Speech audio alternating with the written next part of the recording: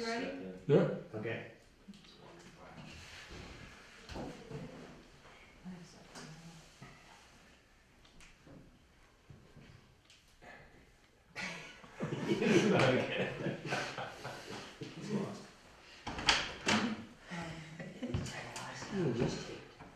I think this is live. This isn't live? No. That's just another going later. All right, so I move to open the meeting of the Groveland Conservation Commission here on April 8th, 2015. Second. All in favor? Aye.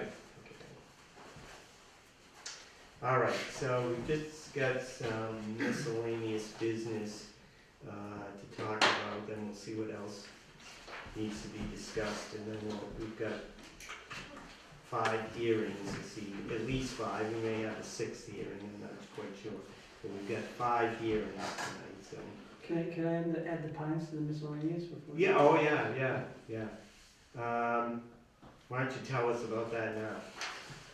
So I was just down there, and we had talked about it in previous meetings, and we had said, I think to Mr. O'Kelly while he was here, that there was water running off the fields into the river, and that needed to get cleaned up.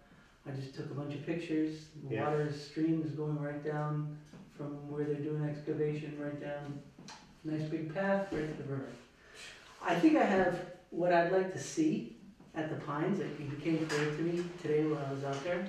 There's still quite a bit of construction going on out there, and I swear sometimes that it feels like the encroachment line just gets closer and closer.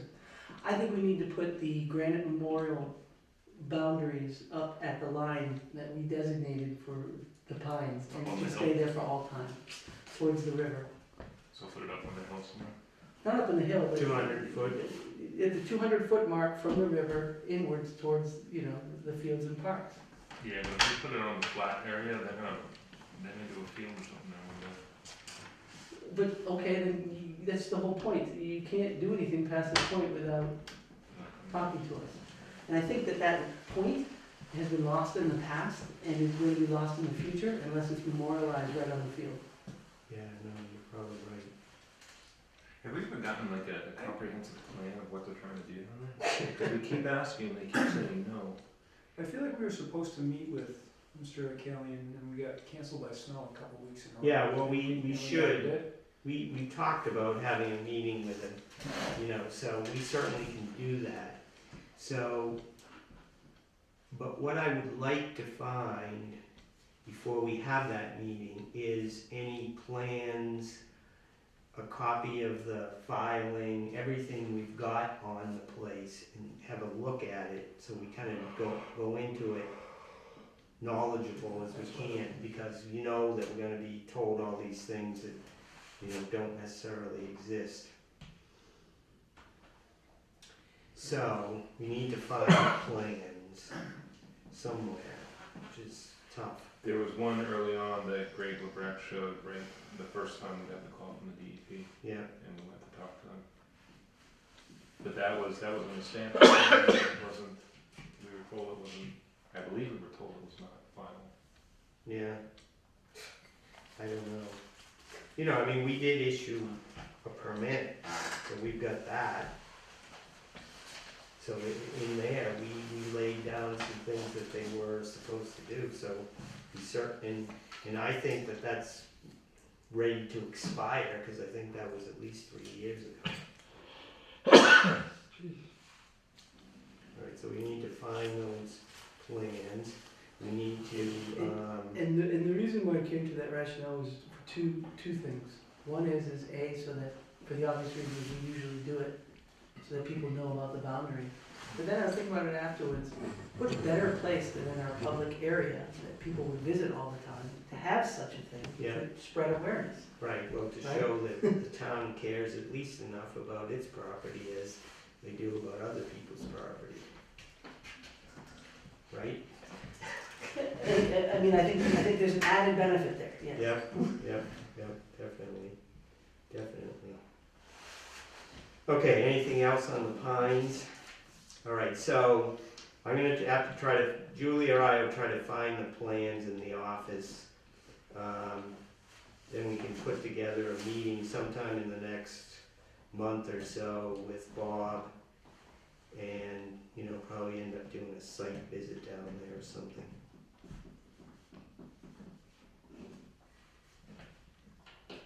But I can at least email everyone the orders from that permit. And I'll send you the pictures from today. Okay. All right, there's a lot of homework there, good.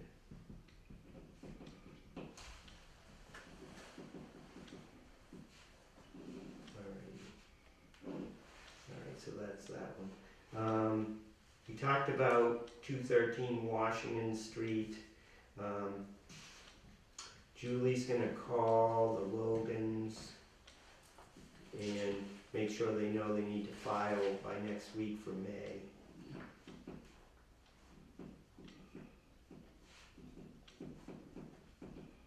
I thought they may come in tonight, but they're not here. Do you have your phone number?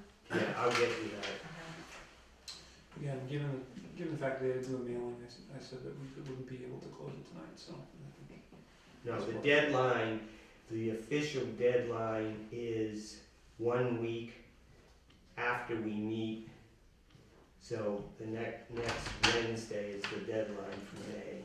Right. It comes out to be like 3 weeks before, 3 weeks before the, Right, and they had missed it for this meeting. yeah, so they've got, you know, from now until April 15th. What's the date for the next meeting?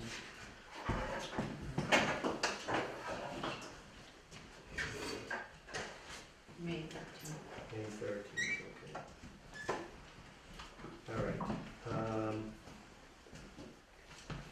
that's that one.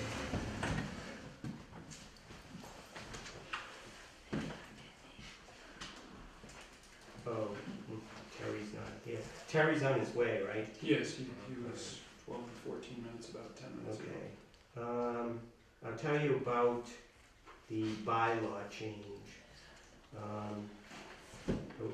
I was able to get the bylaw, all that we had discussed, you know, those bylaw changes at our last meeting, or I think our meeting in February, actually. Get that all on the warrant for the town meeting. It's article number 25. But a couple of the selectmen are concerned about it, twofold concerns. One is they think that because we're recognizing the 200-foot buffer zone that the state has under the Rivers Protection Act, that somehow that's going to be more restrictive to people trying to get a permit. I explained that it's not going to change anything because we are required to you know, follow the state law anyway, and this is really a housekeeping thing of putting in our bylaw to make sure that our bylaw jives with what the state requires. So maybe they understand that, maybe they don't, I don't know. And the other thing they were concerned about was the increase in the peer review fees. You know, that table of peer Yeah, review right. fees? Yeah. They were concerned again that that was gonna somehow slow somebody down. And I tried to explain to him again that, you know, we've only used that about 2 or 3 times in the last 10 years, and it really only applies to very large projects, not, you know, not the average homeowner. We don't make them pay for a review of their project. Plus, we don't set the price either. No, not really, exactly. It's convert whatever's, Right, we do, it's not like the town of Groveland is getting any of that money, it all goes to pay for the consultant. So, so I think that we need 1 or 2 of us to be able to give just a succinct explanation when that article comes up on town meeting floor, and emphasize those 2 points, which have already been brought up as kind of a point of disagreement. So, who wants to do that? I can even write it down for you. It's just that I don't want to be the one, I'd rather not be the one to do it, because I have to do a bunch of stuff with community preservation, so. And that's a popular topic. Yeah, right, so, you know, but people get sick of hearing I me, showed you up. know what I mean? What day is the meeting? It's, April 27th, Monday night. I mean, I hope we can all try to be there because we need as much support as possible. So you can let me know if you don't know tonight. I'll hound somebody. I should be able to make it, but Looks like Tom's having in there. work, Tom's our man. unless I get sent somewhere. Yeah, right, which you can't guarantee. Then we'll get Terry to do it. Yeah, Since he came late. He came late, we signed him to it. Okay. The next thing is, Lower Center Street. Yes. Spring was coming, and so I got an email from, Jim Manganiello asking us, you know, when we're gonna start doing the rest of the work out there. So, my thoughts are, you know, we spent most of that grant from the state, on landscaping, on the, beaver deceiver thing, and we've got a little bit of money for signs that need to be bought, but we kinda, at the end of the fall, we ran out of time, so he's talking here about,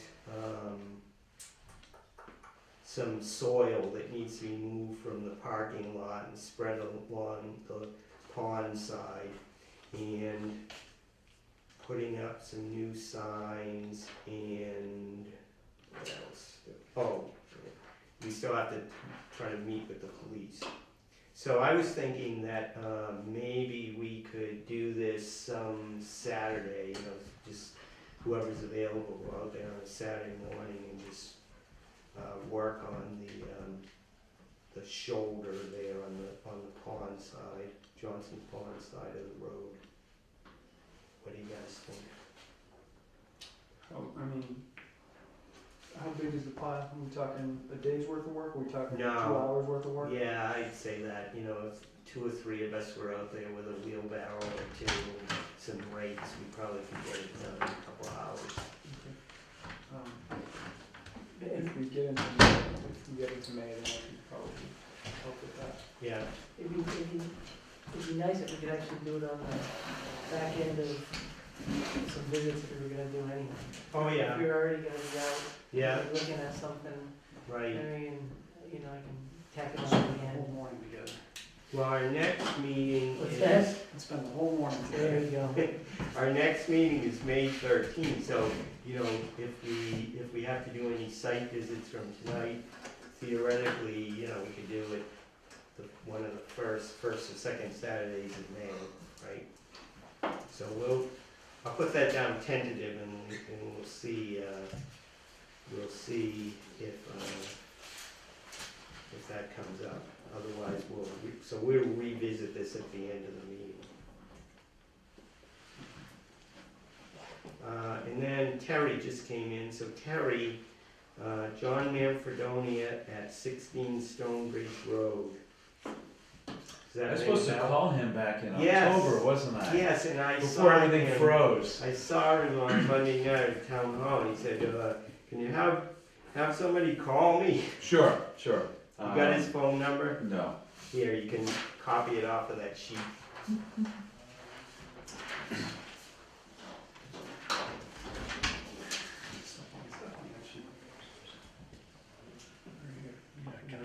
Yeah, conservation? Front row. All right.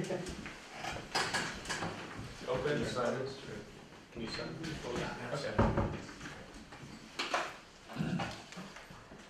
Alright.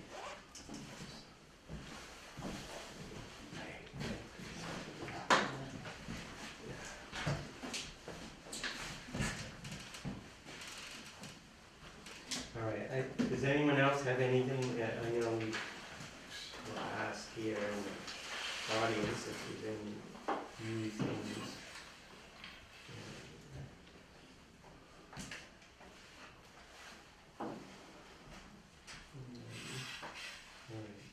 So, let's see, is anybody here for anything else besides the 5 hearings tonight? 268 Washington Street, 3 Stonebridge, 4 Stonebridge, 6 Stonebridge, or 23 Stonebridge? Dufanettes, yes. What can we do for you? I was just interested in requiring what it would take to put a driveway in down beyond my house to the horse barn, so that it would have its own separate driveway From Center from Street? Center Street straight in. Okay, So you have my house, then 2 houses down, the brand new house the busing put in, yeah, it would border that property between there and the brook, which you walked it once, you guys came down. So Yeah. it's a little bit wet in there when it backs up, like right now it would be wet. yeah. In the summertime it dries up, but, so I was just curious where to start and how to quite go about the beginning of that. Yeah. So you guys know where this is, right? So this is next to where Bussing built his house.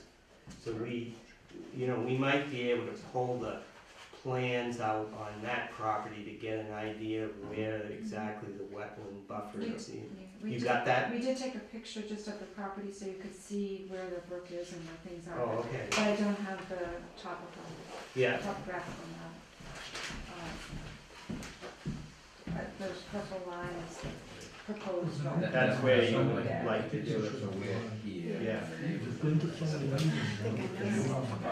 Yeah. And then put the back up a little bit. Yeah, that's right, More people than I have in the last 4 months put together. Just take a quick look at that. So probably the best place to start is to get an idea of where the wetlands are. You know, we can, if I can find that plan in our file, hopefully we should be able to find it. That would at least give you a clue, Yep. you know, another alternative is to go out and hire a wetland scientist to have them tell us exactly where it is. But, you know, if you have a better idea of it Pretty close. with those plans, you might not be as expensive to do that kind of thing. But for sure, we're gonna need a wetlands delineation. Yeah, because it's definitely wet there. And hopefully there's Yes, no it is. crossing. Do you think it's gonna be a crossing? It doesn't cross over anything, No. it's just the, There's no like there's no running stream water, that you're no. gonna cross? No, It's just It's just wet. spongy. Yeah, it's just wet, yeah. Yeah, yeah. There's no running water to there, it's the brook just backs up and fills in that area, at this Yeah. time of year. Right Yeah. now, actually, it's dry, Yeah. surprisingly, Driving but, through. but it does come so close that we wanted to start here before we. Yeah, no, that makes sense. I mean, we don't know if it can be done. I would guess that it might be able to be done. Yeah. How much frontage do you have leeway there on Center Street I that you got could about move it 300 around? feet between Bussing's house and down, Yeah. 300 feet down the street. But where that line is, That's about that's as the far only from, dry spot, Right. yeah. I would wanna go as close to that house as I can. yeah, yeah. And do you, where the lawn is now on their property, is your property right at the edge of the lawn? Yes. kind of thing? Yep, right at the telephone pole, right There's there. a telephone pole that would be right in the middle of the driveway, or just beyond. And have you spoken to them? No, No, So you no, don't know what they're what gonna they, think? how they feel, no. Yeah, yeah, I mean, we talk with them and they're very friendly and okay. they're, Yeah. they don't have issues, but yeah. who knows when you wanna Yeah, drive down the exactly, side of their property, what exactly. happens. And the reason that we're proposing this is because it's becoming hazardous to come through the current property.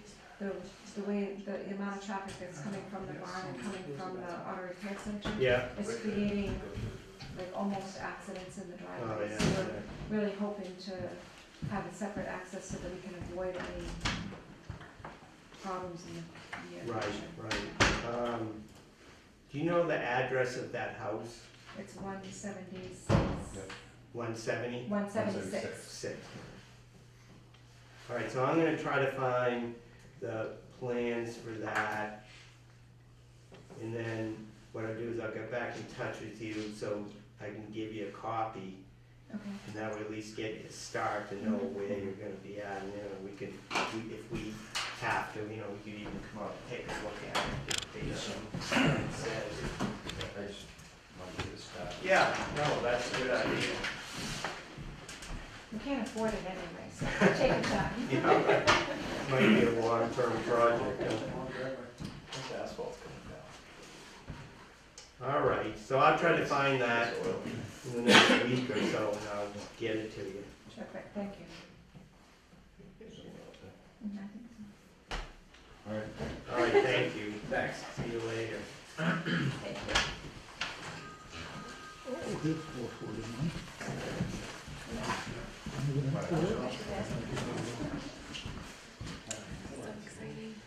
Okay.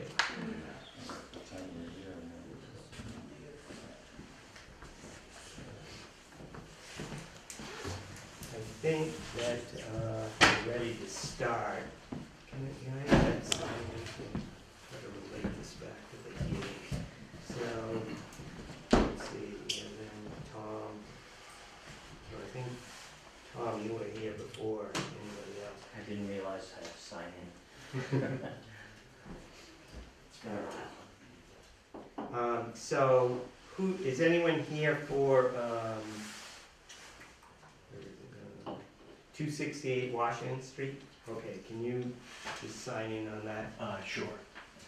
You did. Okay. I did, but I'll It's just not legible. print it. Yeah. Oh, but you were here, okay, yes. Trying to be fair here. You All right, and I see Mr. Harper's back there, so I'll put him down.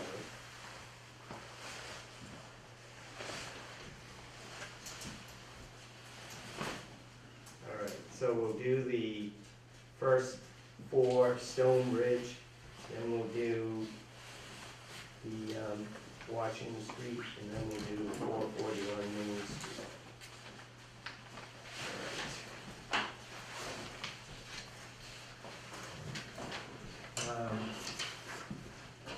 Here's the minutes from last meeting, if you get a chance to take a look at those before the end of the evening, then we'll vote on that. And we also need to talk about number 6 on the agenda, but we'll put that off until the end, because that's just a quick update.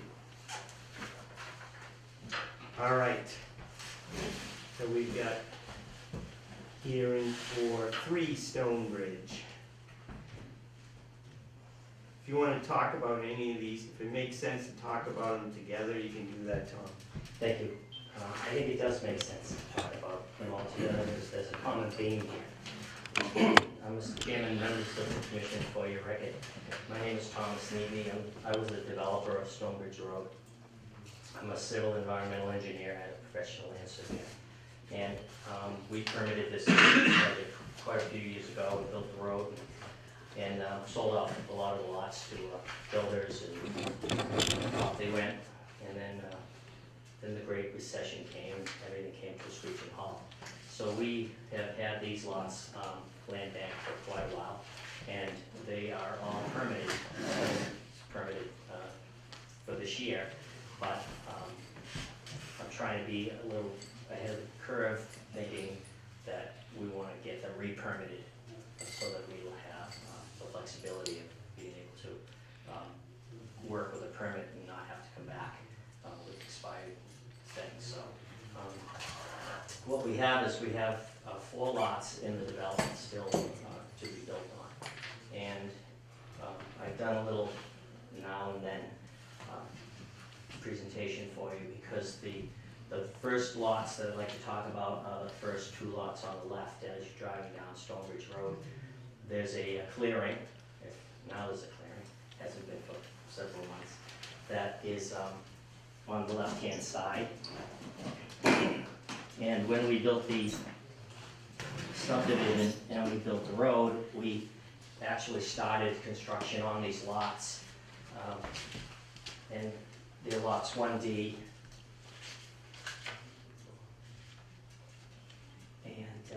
1A. And at the time, we cleared the lots.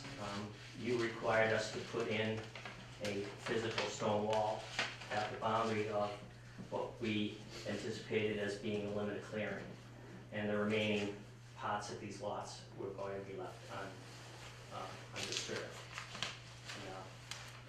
And also in that order of conditions, there was a requirement to take one of these lots, and it used to be lot 1A, 1B, 1C, and 1D. And this lot also had a significant amount of upland on it. And we had proposed to put a house on this lot, but neither 3 lots would be outside the 75-foot no-build zone. So we negotiated with the commission at the time that if we would put either sell this lot or deed it, sell it to Greenbelt or give it to a conservation agency or deed it to the town or put a restriction on it, but forever to keep it open and forego one lot and have the opportunity to build closer to the wetland on the other 2. That was acceptable, and that's what we did. So right now we have this cleared, this stone wall is installed. The conservation restriction was placed on lot 1, the restricted unbuildable portion of lot 1D, which was about 1.16 acres of land. And that connects now to the town of Groveland open space behind it as well. So, and that'll stay forever open. So that restriction was placed, it was approved by the commission, it was recorded at the registry of deeds with the proper plans, and that's done.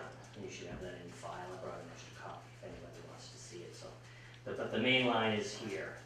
And what we had previously permitted on the lot was down below, and it consisted of, we're in a 2-family residential zoning district in this particular part of the subdivision. So at the time, the planning board was excited about maybe building a duplex type of house. 1/3 of the house would be for an in-law, which you have an in-law bylaw, and 2/3 would be for a family, thinking that that was a good product and something that the town could embrace, and that's what we did at that time. We got it permitted. It was a pretty sizable structure. It required two driveways, one for the double garage for the main house and one for a single garage for the in-law. And you could see it was, these are the same scale drawings. You can see it was a substantially larger structure. So what we're doing now is we'd like to build a single-family house and much smaller structure, single driveways, one single driveway. And I think the critical part is, and no closer to the wetland that had been previously approved, which I think is an important feature. So in this case, we were 45 and 48 feet away. That's why I highlighted these at 48, and this one was 42. So we're actually, a few feet further from the wetland in both cases, but certainly no closer than we were previously permitted. So, and the land doesn't require a whole lot of work. It's flat, it's prepared right now, and it should be a pretty easy build without any encroachment. Now, it looks like you've removed a lot of the impervious surfaces that were gonna be near the wetlands. You've concentrated them sort of in the highest part. And thank you for noticing that, because I did talk to the builder, and he wanted to flip this house the other way, and I said, why don't we put the driveways side by side, even if you had to run a row of arborvitae's or some things between them. Yeah. Let's get the, get the driveways as far away. Keep the runoff away. Exactly, and then everything would, and then if this is lawn and this is sloping down, and if this is the high point, that's sloping this way, then there's quite a bit of impervious surfaces that things can be taken care of. The stone wall, as I say, was built, so that's a good demarcation for anybody not to encroach further. The tree line is still there. So I think at the time, that was a wise move to build something physical on the ground that will remain there. So that's installed. We did that. That was required to be installed prior to even doing any work on the lot by the commission at the time.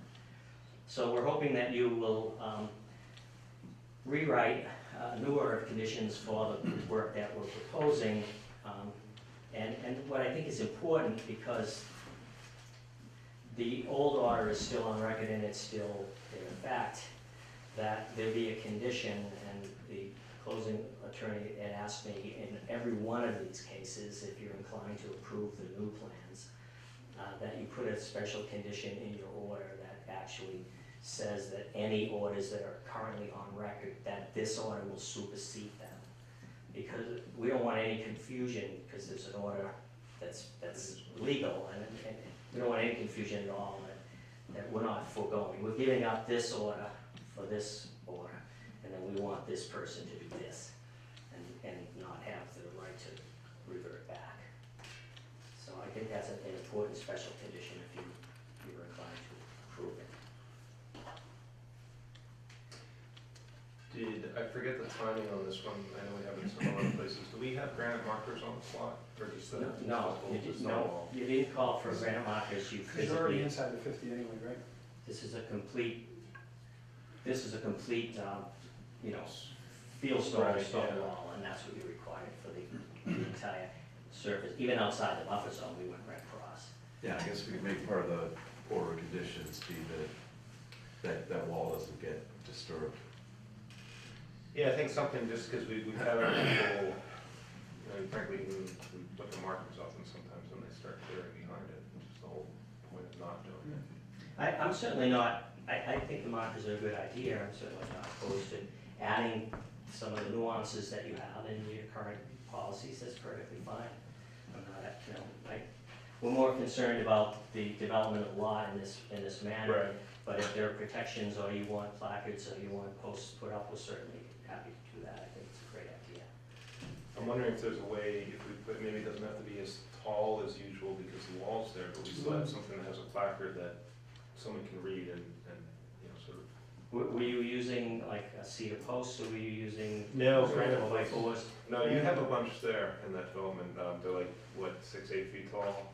Great. Well, they're not, Yeah. Well, they have to be No, at least 4 feet there's- long. Before, Yeah. 4 feet in the Yeah. ground and 4 They're feet great, above? something like that, yeah. Okay. So we could, because the wall's there, we could perhaps do You could- a cedar post or something. I think the granite's still the way to Ah, go. granite. Let's be consistent. You don't have to make it 8 feet But though. you can only, the total height could include the wall, Yeah. right, so if we, right, Well, the wall's probably, you know, all of this right now, so. so Yeah. the total of, from the bottom would be the 4 feet or whatever it is that we normally do. Right, I mean, I mean, what do you guys think? I'm just thinking just to have a placard, Yeah, no, I whether it's on a think, post or, you know. I think it, Well, post rod. Well, no, I mean, like whether it's on a granite post or, I don't know, how you can't really put it on a stone, because then they pick up the stone and walk away with it. Yeah, I think you can do a midget granite if you want. Small one. Yeah, Did you ever use concrete?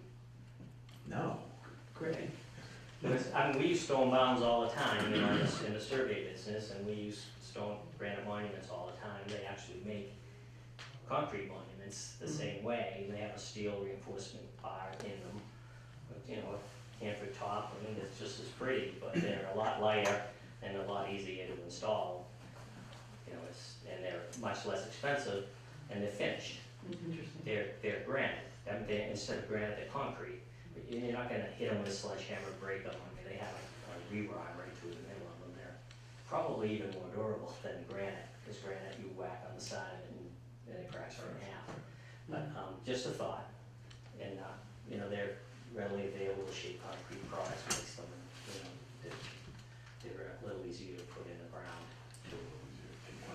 But we're happy, whatever you decide to do and for permanent monumentation is perfectly fine with us. All right. So this is the first two properties. These are the first two lots. Correct. Yes. Do we wanna look at them all, Mike, and then go through the book? yeah, I mean, we can do that. Okay. See if we have any other questions on these two. So these are, Tom, these are 4 and 6. Yes. Okay. Are we planning on walking it, or are we store there enough?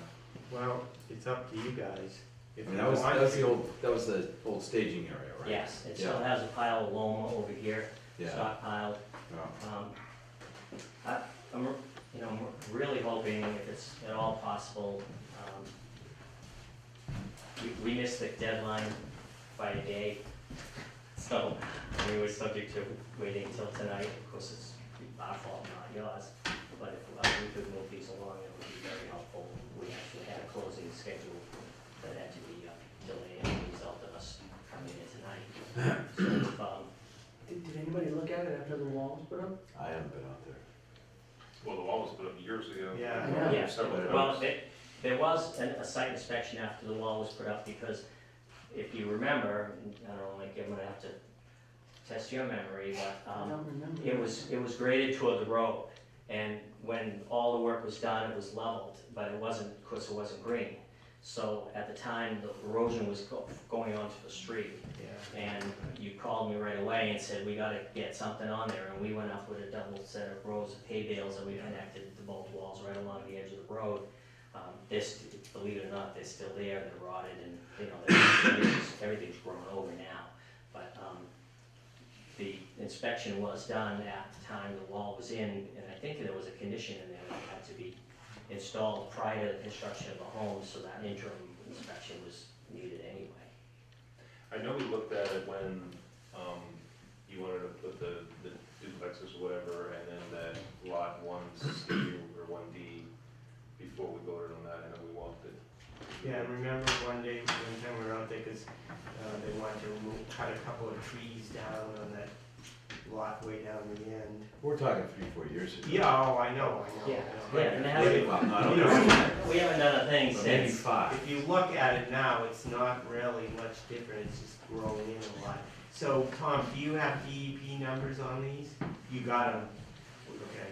So, Should've had them And from we also before. have we also have natural heritage letters. so you got all that stuff, so. Right.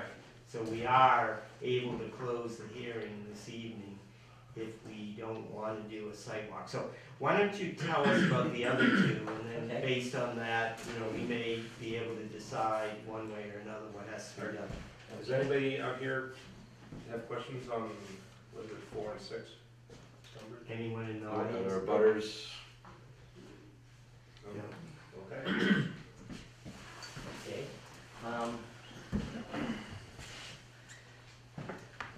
Okay, then we'll go further up the street, and we'll go up to the top of the road, and you might remember, there's a small little connection that is built off of Stonebridge Road that actually goes down to a subdivision. Is that the one with the gate? Yes, Yeah. and this is built, you know, driveway wide, paved, a big greenhouse here. With a ton of kids, stuff all over the place. It's okay, they're having a good time. And this lot is the only lot left in that part of the subdivision, it's all wooded, and we just held on to it. Again, there's a then and there's a now. And the then driveway's in the same spot. House at the time was a design home that was going to sell, and we just decided not to build on it, and that that deal was killed. But in this case, you do have the locations of the granite markers, we've replicated that as well. We're not within the no-build zone, and we are within the buffer, and we are proposing a walkout basement, which is a little different than this one. But basically, same scenario, the house is in the same location. And we're not exactly sure about, this is this is a 40 by 80 footprint. We're not exactly sure, but what I said to John Moran, who did these plans for me, is let's just make sure that we have a footprint that we could put a house within. So when we come for a building permit, we can put the actual home in, and we won't encroach on any of the setbacks that we're asking for in this plan. And the other one's about the same, the original one is about the same size? Yeah, it's about Well, the I same. mean, This is, more this jagged, was a little, obviously. this is a little deeper, but it's a more jagged, it's Yeah. about the same size. So you're just looking for approval? This is 31 feet off the lot line, that was 32. How about And that doesn't concern us, This was so, 86 feet from the wetlands, this is 83. yeah, So, they're within a few feet of the same location. nothing substantial. But basically, the 83, the slight move forward is the reason why you're asking. The 83 is the closest to the wetland. And you're looking for permission to build anywhere within that yellow rectangle a house and deck of any shape that fits into that yellow rectangle that you showed right there. Yes. Yeah, and same limit of clearing, nothing's changed. This grading and this grading basically is already installed. There was a small little rain garden down here associated with the subdivision, so, and, you know, I don't, this kind of goes away. This grading here is associated with the construction of the house. This has all been done when this road was built. But I wanted to show it on the drawing. Is this number 3, No, this is 20. 23? Yes, Okay, and I'm not sure about number 3, because this, won't get to that. 23. Okay. It's a little weird because the frontage is on Center Street, it really needs a Center Street address. I don't know why they gave us a Stonebridge Road address, but this is lot 15 and 1.67 acres. The same request in here as well, even though this permit is good, I think, until July. Just kill this if you're inclined to approve this and just say that the order supersedes any other orders on record. It would be very helpful. It'll prevent me from having to come back and get a certificate of compliance that says no work has been done. You know, just administratively, it will help the record a little bit.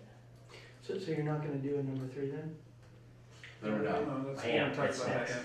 But the address is one. I just thought if you had any questions regarding this before I move on, happy to answer them.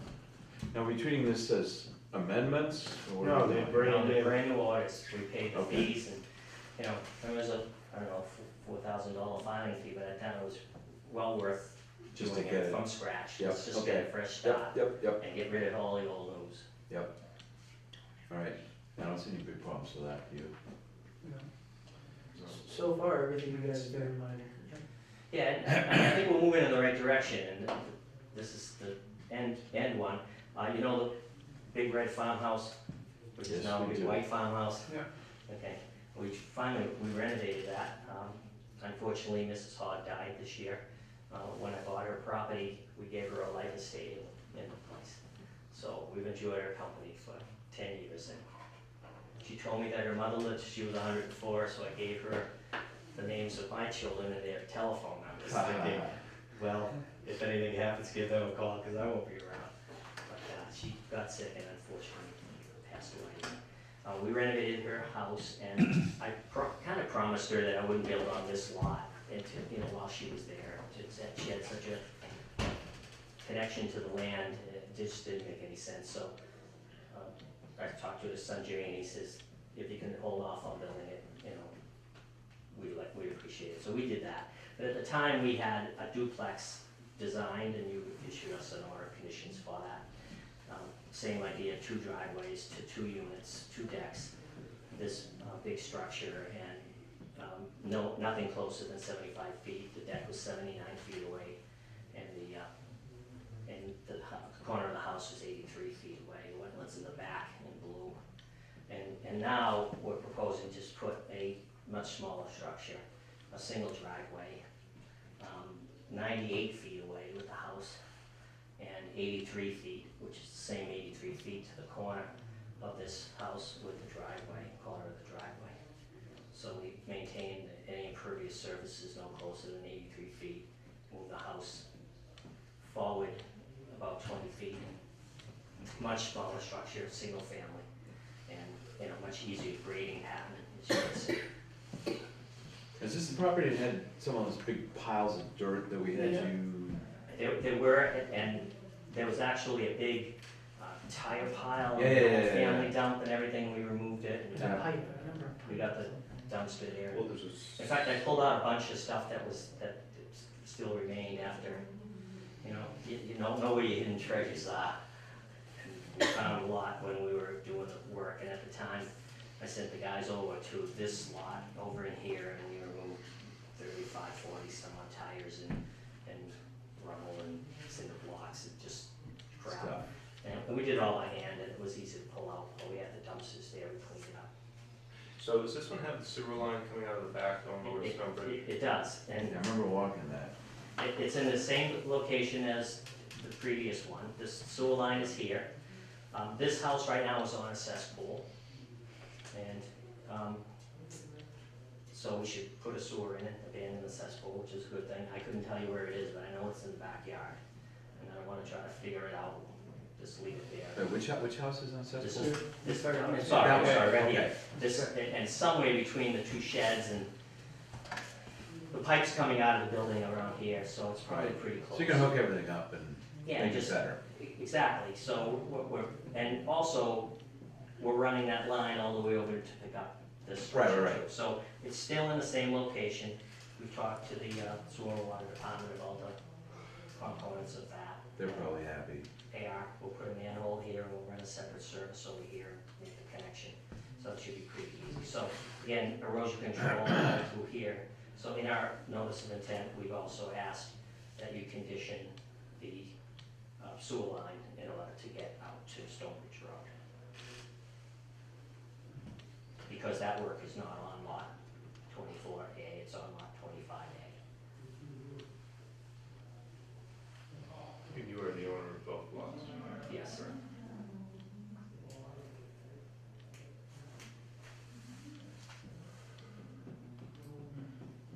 And this was where the old sewer line easement was, closer to the wetland. Yep. And when we went and did the duplex, we moved it further away, Yeah, I remember discussing all that Right. back in the day. and that was a good move, so we just kept the same Yeah. location. Yeah. Well, I like both of these plans a lot. I mean, Well, I, this is not what you wanna hear. You wanna hear me, you wanna vote on the other ones. no, I think that, you know, But- what I tried to do is, because things aren't getting any easier these days. and Right. If we could be more sensitive, then let's do it. And, Yeah, you know, we're not in the duplex building business, we don't need these large structures. Let's get the impervious surfaces further away. Yep. And if I have people that are interested in doing this was a builder that is going to buy all these lots, and he's very comfortable with the designs and the layouts, and, you know, he's a very responsible guy. you worked with him before.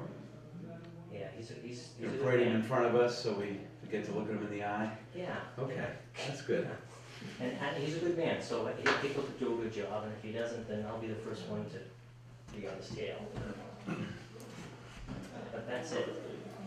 So do we feel we need to put markers on this lot, or the fact that it's 98, we're comfortable leaving it as is? This one. You know, I mean, the other one has it, 26 or 23 has it. We got a debate about the first one, because we had stone wall, this one has nothing, but it is far away. That one's quite a distance, it's a long distance, right? This was 98 feet away from the corner of the house, or 83 feet here. And the backyard, if I remember, it is fairly long. It's all lawn, and there's a little cluster of trees in here, but everything's pretty flat. And that's where I put the, you know, the erosion control going back to here. This is where there's still that little rubble pile that I'll have to move. That's why I show that little regrading line. I didn't want to give you the idea that I didn't want to take the rubble pile out. So I show that regraded to 80, which is, it's 82 now, it's about 2 feet of junk back there that really needs to come out. So I ran the erosion control behind it.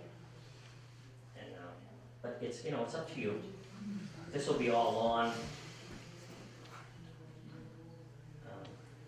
Just let me know what you want to do, and that's what we'll do. That's just wetlands back there, right? It's not moving water, right?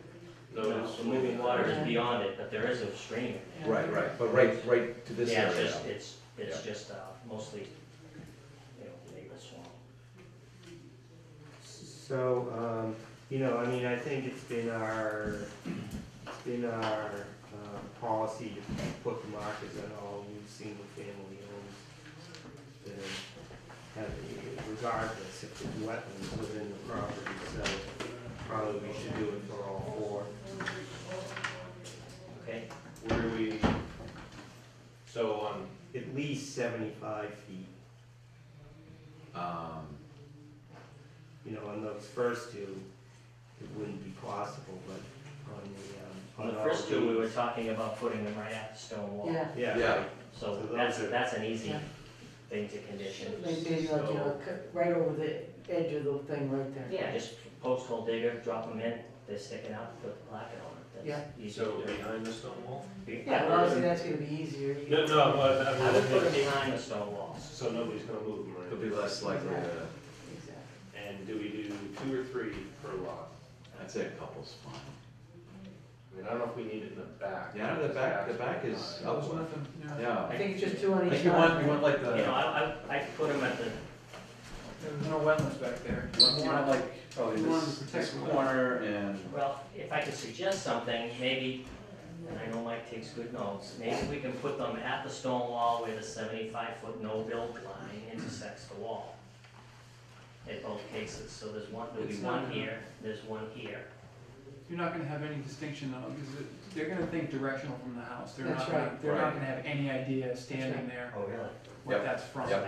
And that's what people, when people view Okay, then them, just, they I view mean, I can put them behind. at the third points, Yeah, Where's the 50-foot line? Is that around the corner right there? the 25-foot line is 25. here, Yeah, the It's like 75 is here. yeah, the house is 45. Yeah, You know, even if they're not in the buffer zone, even if there's one at the buffer zone line, and I'm more inclined to wanna put one here and like one here. are you gonna talk us into putting 3 in it? yep, you Yeah. are. You can go with two, it's because I want two, Right, I want and two on both either that side. You want both of them here. We're all thinking like And they're along the and here. 25-foot no disturb. That's right. They have to create a, people, when Then- people view them, they view the thing, You Behind look them. at it and you say, Right. what's over there? Then one, you know, on one D, you could put one along the stone wall, Right there. in the middle, and one at the corner. No? Yeah? yeah, no, fine, fine with it's me. gotta be at least two on either side. And on do that. the same thing here. Yeah, like Put one at the third point and the two third point here line. and, And oh, by the way, they draw a straight line between them. You get a rare situation where you've got a stone wall that actually shows a contour, but normally it has the bird flies from one marker to the other. Okay. But that's perfectly fine. Can you And, mark on this plan where it's going for?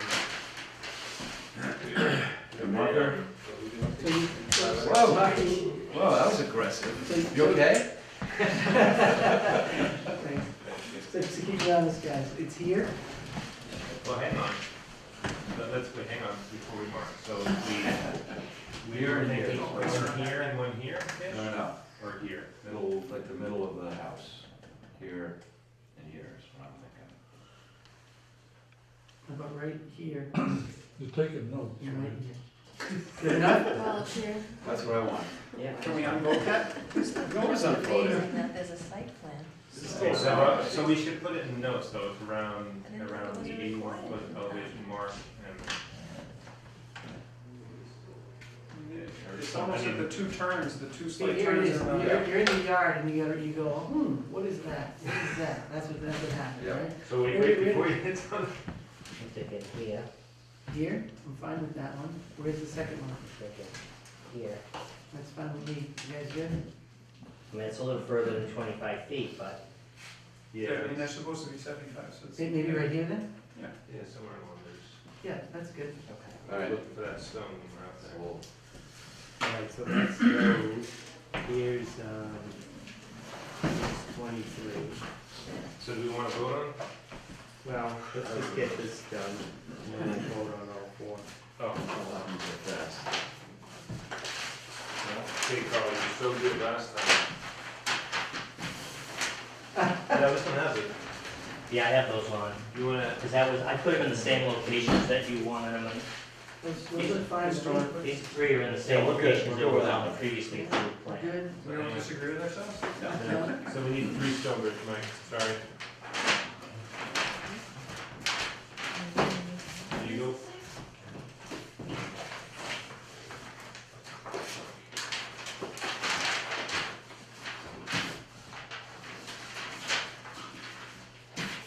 And there's your So- 25-foot no disturb zone. Just make sure it says. Personally, I wanna do something, put Something more something like that, 50.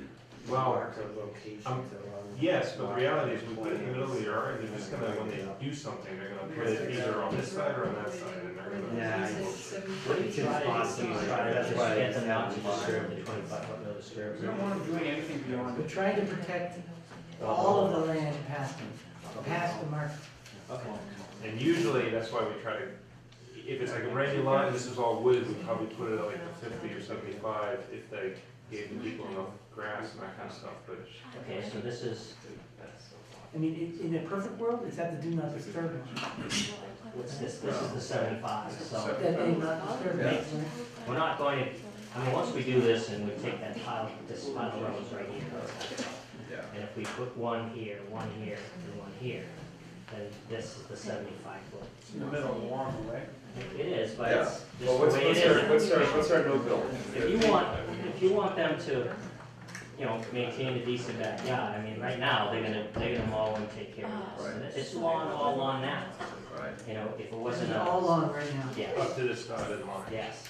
So what is this? It's all on beyond the dotted line, so if you kept the, if you put the on placards where here the too? erosion, Oh, yes. this is the focus. If you put the monuments where the, That's we the didn't- erosion control. where the erosion control is in some respects, then we could raise that, that'll be the lawn, this will be scrubby, and this will be the lawn. So, But we're not, we didn't propose to raise 50. it beyond that anyway.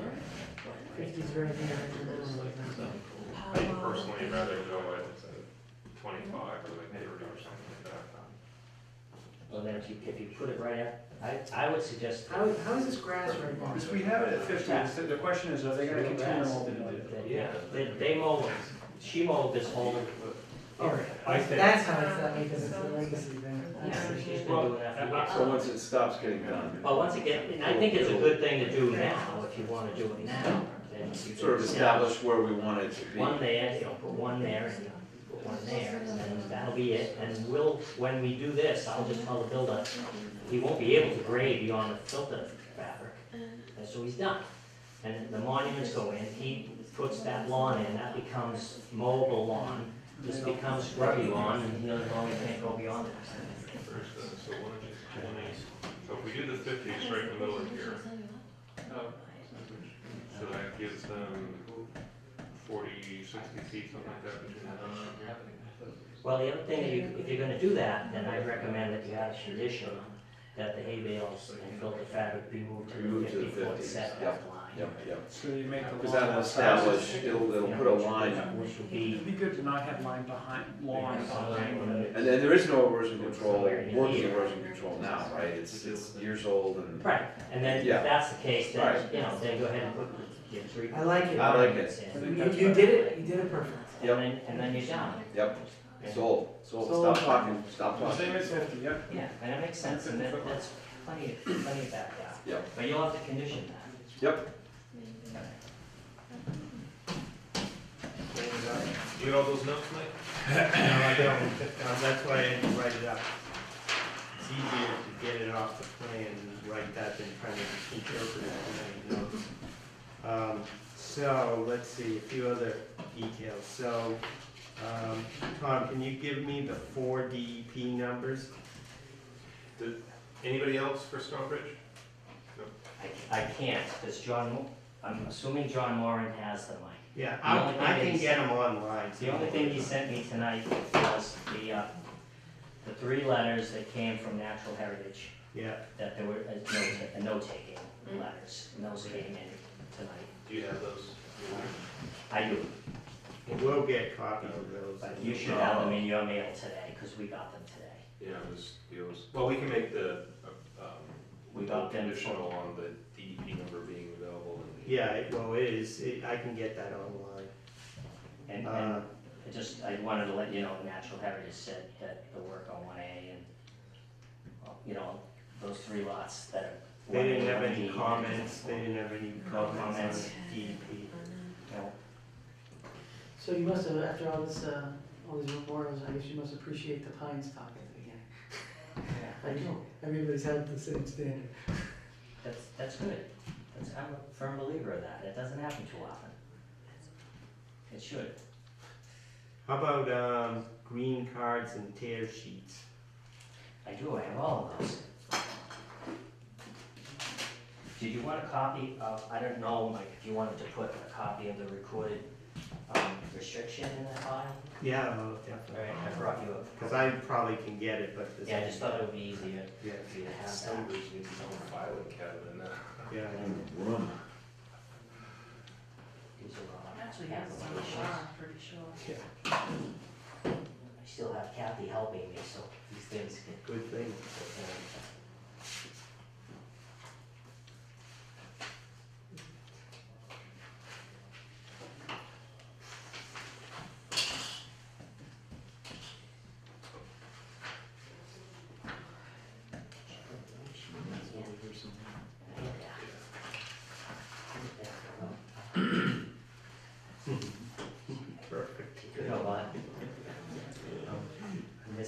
in there. I hope she gets paid. She does, I gave her a raise before I left. So question for you, when you do this, when does the planning board give you the street numbers for the lots? Like Well, early on or later? No, it's not, I don't know, you know, when we did the subdivision, they required us to put street numbers on the subdivision plans before we gave them to them. And when we did that, the assessor on the lot up on Center Street had frontage, the legal frontage for this lot on Center Street was actually, this wraps around and actually has a lot of frontage down by the pump station.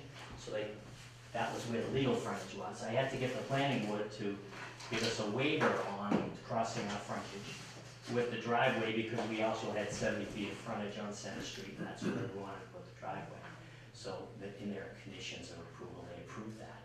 But now I have to go back to the assessor and get them to, before I get a building permit, get them to give us I think it's gonna be like 209A, because the farmhouse is 209, there's already 207 on the right of us, so they don't leave any numbers in between, so usually they'll just. Groveland does things, there might be there's sometimes numbers jump over, and so you'll go like 29, 33, 31.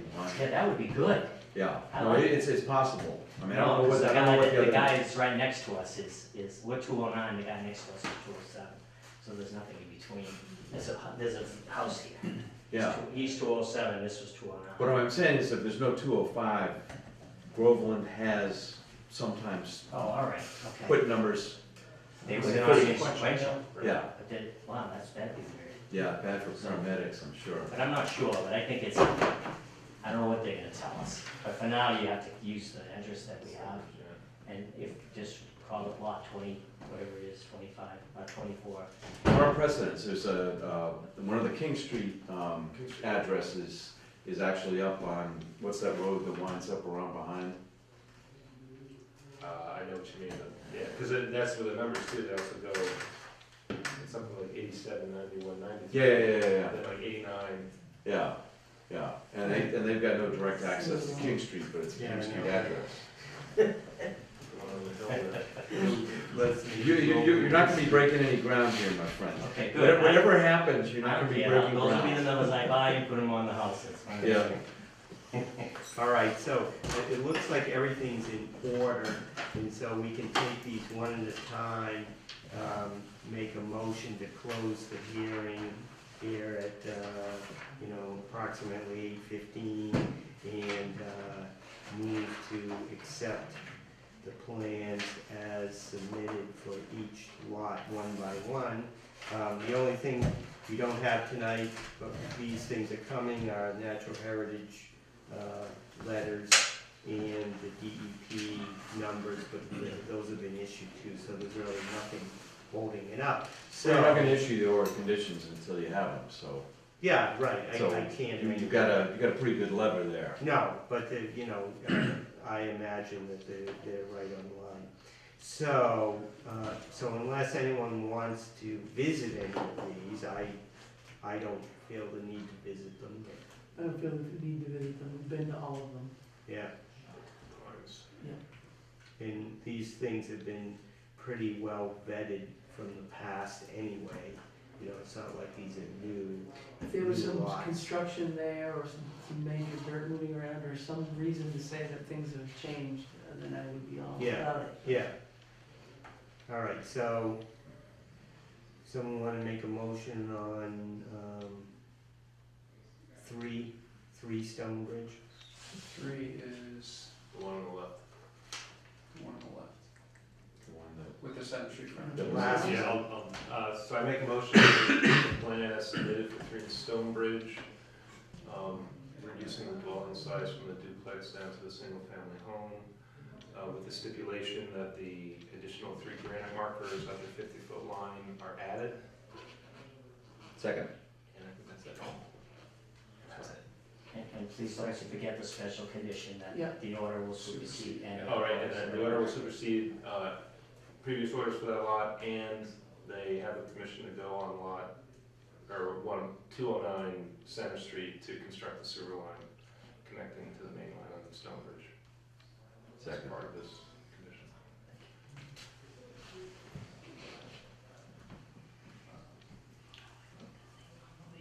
All right, everyone understand that one? Yes, sir. All in favor, say aye. Aye. Opposed, abstained, unanimous. All right, next we'll do 4 Stonebridge.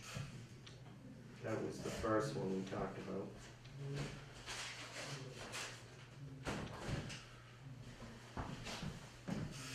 It's your turn, Carl. This is a test. Oh, jeez. Yeah, I should let you know I was up next.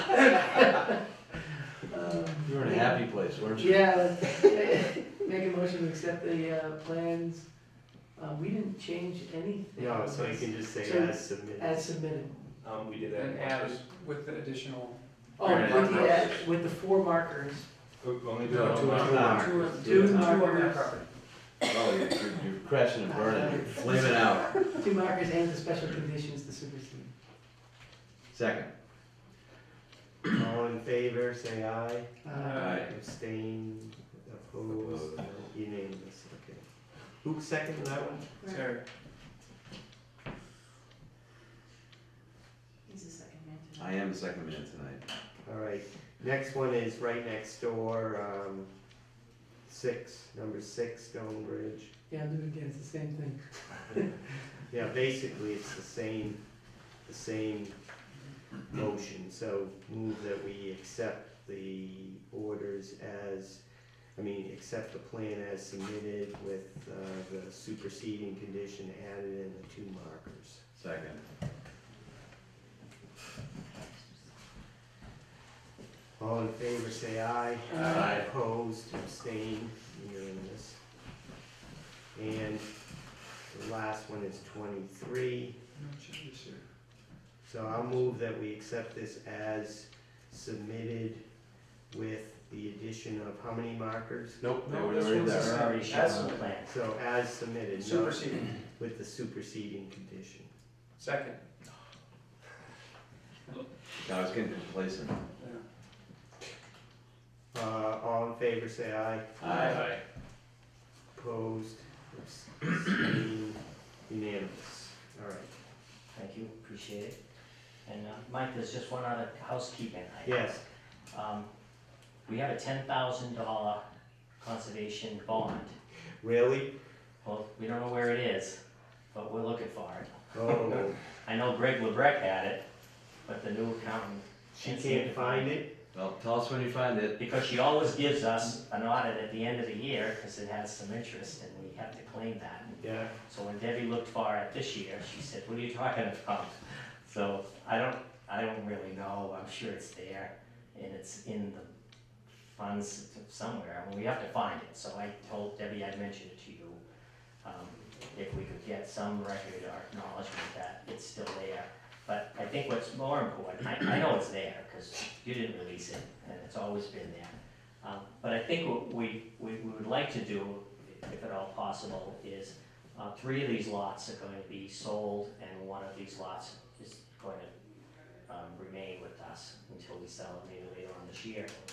Can we have 4 total, can we break up that bond to a $2,500 bond on each lot and have the, just allocate it somehow? Instead of having the total, what we did was, when we did the subdivision, you had us, instead of trying to figure out who was on first, or Yeah. where the place, who was doing work on what lots, you had us put a $50,000 conservation bond. And then as we did things, you released it, kept releasing it, and then it was down to 10,000, and of course, these are the only 4 lots left. But I think now, if they're going to be sold, then they should have their own bond with their own lot. Which lot are you gonna hang on to? I'm hanging on to 15, but that'll probably be sold this year. So at 24 or whatever, but it's gonna be sold, so. So I'm wondering, and I'm just throwing this out there, if the other 3 lots are built and landscaped, the whole thing this year, and it looks reasonable, I'm wondering, can we release it then? Because I'm worried more about like the sewer work. I mean, that's like some significant digging near the brook. The 1A, the 4 and 6 are on a flat piece of land. Yeah, none of these are real steep. No, I don't, see, I don't know how to separate that in my transaction with the new builder. Luckily, we have one builder that's buying 3 lots, so that's easy enough to do. My thinking being like, once we get that done, because you don't know what's happening with the other one, and the other one really isn't that significant, it's just a house, that then gets released this year. Well, I was gonna have him post the bonds because I won't own the land. So where the money is pledged for the land, it's stuck there. I can have him replace it somehow. If you would allocate it differently, I can have him replace it. Even if you said that, you know, a $3,000 bond had to be posted for each lot in your order of conditions, then I'll make him post the $3,000 and then you could just release part of the 10. Are we talking It's just, 4 lots at this point or 5 lots? Because we're just sort of the sewer work, the sewer hookup is still part of that. yeah, I mean, you could say that there's 5 activities Yeah, if you wanted to, and that's fair. I think it is, yeah. So, you know, it's 2,000, so you keep $4,000 with 3 stuff. this lot, 4 or 5,000. right? Or whatever. Yeah, But I just need to, if you could reallocate the $10,000 bond somehow, then I'll have him post his own bond. No, I mean, he's gonna pull his building Yeah. permit, he's gonna be responsible to do the work, and I'll have him post his own so bond. you should have brought this up before we voted, because then we could have included that into the vote probably. Well, it's just a housekeeping item, you can, you know, you can That's still, not a big deal, I mean, I can add that into, there's nothing special about that. I can add it into the conditions, you know. Do we all agree So what's the monetary? before we start? you have $10,000 total We voted on it. securing these, and it's a matter of how, if you are So it's- comfortable with allocating it and how you'd like to allocate it. Right, so your preference would be the grand total would not exceed 10,000. That's what it is. Well, Correct, that's my I mean, preference. so I'm trying to think how we would go beyond that for any reason, but I'm sort of with Terry that I think the one for 3 Stonebridge should have a larger amount compared to the others, just to Okay. make it work. That's fine. I mean, that's my feeling, I don't know what it is. Yeah, that makes sense. 5 activities. Well, I was thinking 2,500 apiece, just across the board. So it goes up a little bit, but your share goes down to 5. Yeah, whatever, even if you wanted to put more money, it's don't, Yeah, you know, I'm not opposed to over bonding, you protect what you need to Right. protect. right. I just wanna try to get each one of these allocated, have its own bond. Yeah, so 5,000 for the 2 that you still are retaining, or the 2 that you're still gonna be involved in. I'm gonna be involved with one. Yeah. So if you're thinking you wanna hold 5,000 for, 5,000 for that, okay. For this If you- lot. If you're gonna, I don't care whether you call it 5,000 for 1 or 2,500 each for 2, it's, yeah. right, so if you wanted to hold $5,000. 5,000 for that activity. For this, for a lot, what was this, like 3 Stonebridge? Stonebridge. Yeah, And then $2,500 for all the other 3. Yeah, Then we'll just post more money, yeah, and that's fine, yeah, I think that's, that's perfectly fine. that protects everybody, You good with that? simplifies it. When you're done, you're done. Yeah, and I want you to be comfortable with it, and I just want, I'm gonna give him an order of conditions and a deed, and he's gonna have to come post his bond Right, beforehand. yep, I'm comfortable with that. Everybody good? So 5,000 on 3 Stonebridge, and Yeah, the remaining I ones got at that. 2,500. Is that a motion, or we, no, We don't it care? doesn't have to Okay. be. Okay, great, thank you. all right, And the 3 are probably gonna be built this year? Yes, I think this will too, in the fall, but not now. Thanks. And he's aware of the November 1st deadline? the Yes. seasonal Oh, yeah, restrictions. he wants to get going right away, No, I'm just. no, I know that, he's absolutely aware of that. And if possible, it'd be great to have the markers up earlier rather than later. And you should put that in your order of conditions, that it be placed All I'm saying is that, you know how it is. That's part of the general grading. Prior to the installation of the foundation, as far as I'm concerned, that's perfectly fine. Because that's when the work will be done, it'll be graded, it'll be roughed, it'll be cut, it'll be graded, the foundation will be excavated. So, you know, The equipment's there, yeah. prior to the lumber being brought on, Yeah. just have them put the markers in, that'll keep everybody off of it. They'll pay I think attention. maybe it doesn't well, in my opinion, doesn't have to be before the foundation, but I would say before the house construction, before the wood structure begins. Right. For the So they could use the foundation and Yeah, back. yeah, they'll backfill and they should Yes, grade because around it and then without put the that, right, you know markers. what happens, oh, I got a big pile of wood, and you go and you store it. Yeah. It's, Cause I tell you where I store it, not down below, but up above. yeah, that's a good time to put it in. Well, thank you very much. All right, Enjoy the rest of your night. Wow, it's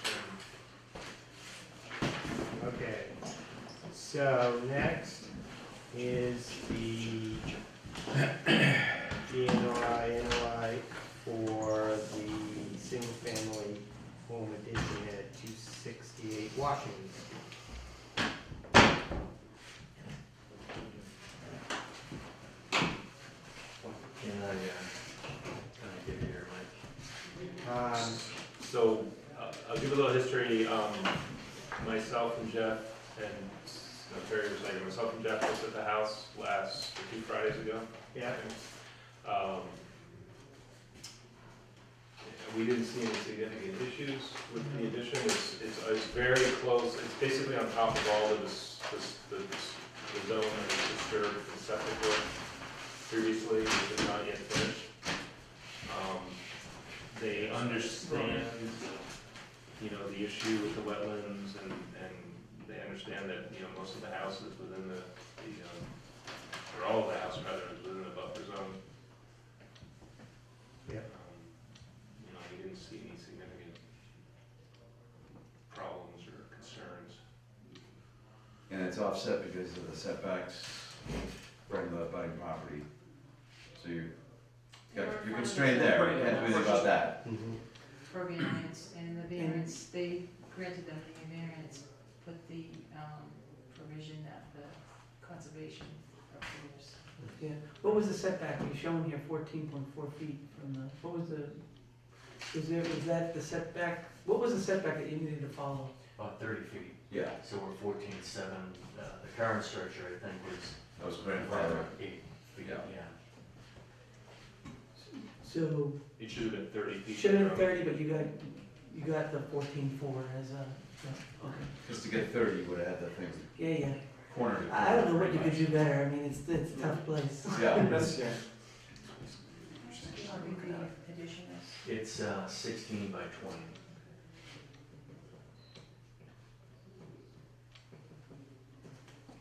So the erosion controls from the septic work are still in really good shape. We did ask them to lift the silt fence up when the snow melted more. Are you at that point now? Is it more- Right, I have propped it up. We put a few more hay bales in places.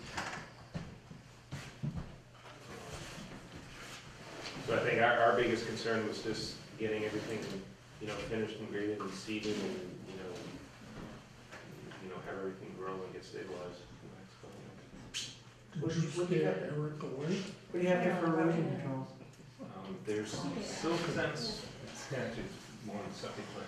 There's silt fence basically all the way around here up to, right close to where, the driveway's down here, right? And then it doesn't go all the way to the driveway, does it? No, so the driveway is right about here. It was right up in this area. This is the holding pond, so it was probably 15 feet in front of that. So they have hay bales and silt fence. The silt fence got, not crushed, but got, the snow fell on top of it, sort of matted it down. The hay bales are still in really good shape. So should, You're happy with existing erosion Yeah, I control? don't, Jeff, do you think they need Yeah, more? well, there's a lot of snow there still when we were there, but I That was 2 weeks as ago. long as they so were not in- much. basically, they should maintain the existing erosion control. Right. Right, think well, so. we'll put in the Yeah, typical pre-construction, right? pre-construction meeting, Yeah. and we get to look at the erosion controls. And we're what, a week away from the end of the, Seizure, 1 week, yeah. So, assuming we're voting tonight, there is a 21-day appeal period. Right. And then, but our seasonal restriction lifts on the 5th, on the 16th, you can start. Okay. and some people start before the 21-day period is over in At- the expectation that there won't be any appeals Sure. at your own risk. Right. Right. Not recommending it. One other thing, if I remember correctly, you're putting this on sonotubes, correct? That's right. Right, so they're not even pouring a formal foundation for this, this is just on sonotubes.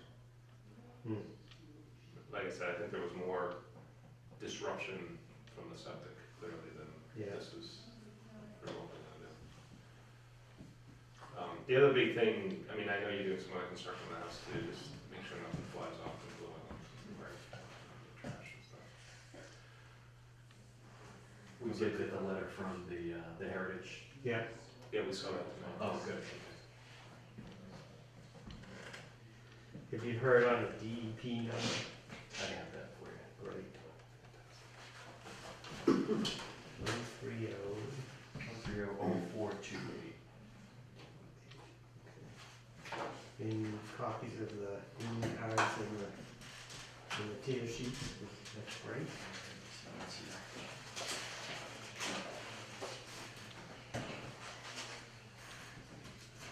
Did you need all this, notice of intent? No, I don't need that. So I there's got that. a copy of that. We got a copy of the plan. I think we should be all set. Okay, we got the Heritage. Yeah, did you give me that? Yeah, that's it. Yeah, it is. All right, so do we have any other questions?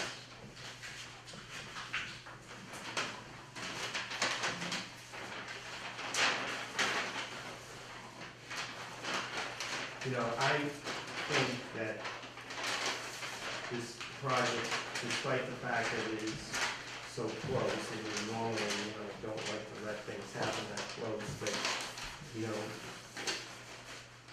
they follow the advice that I gave them. I've been giving them advice on this since before they bought the house. So part of, they were very concerned before they bought the house about the ability to, do some things to it to improve it. So I gave them a bunch of suggestions about, what they could do, and they pretty much followed everything that I asked for. So, I think that, it's a good plan. I think we're all good. Yeah, so we're all ready for a motion? I make a motion that we accept the plans as submitted for 268 Washington Street, with the stipulations that we have a pre-construction meeting and they maintain the current erosion protection that was installed for the septic work a few months ago. And that's it. Well done. Any questions? All in favor, say aye. Aye. Opposed, abstained, unanimous. Thank you. All right, thank you. Thanks for your patience.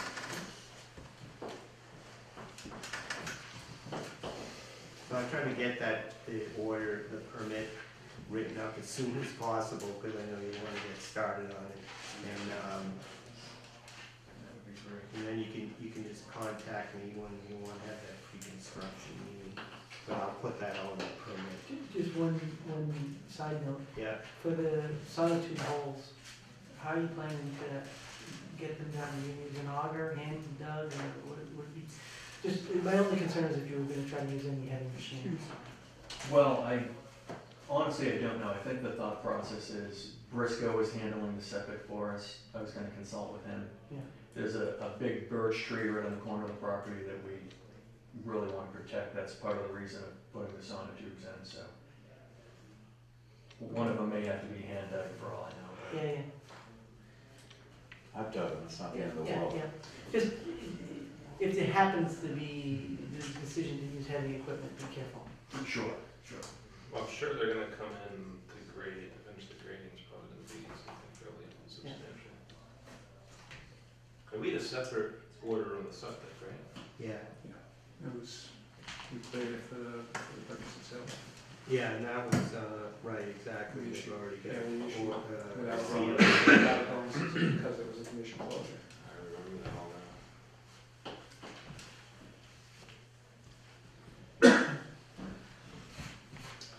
All right, so we're good. Thank you. Thanks a bunch. Thank you. What's next? Somebody else wanna buzz outside and tell them we're ready? I'll go do it, man. Yeah, I'll send them. Need to walk. Good job, good to see you. Good to see you. Jake, good to see you.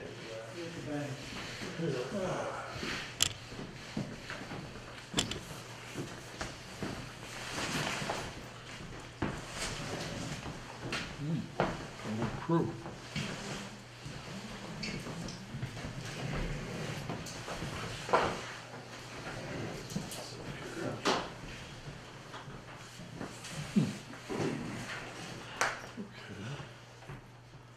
Ended conversation, and we can look at it in the minutes regarding what we want to do here.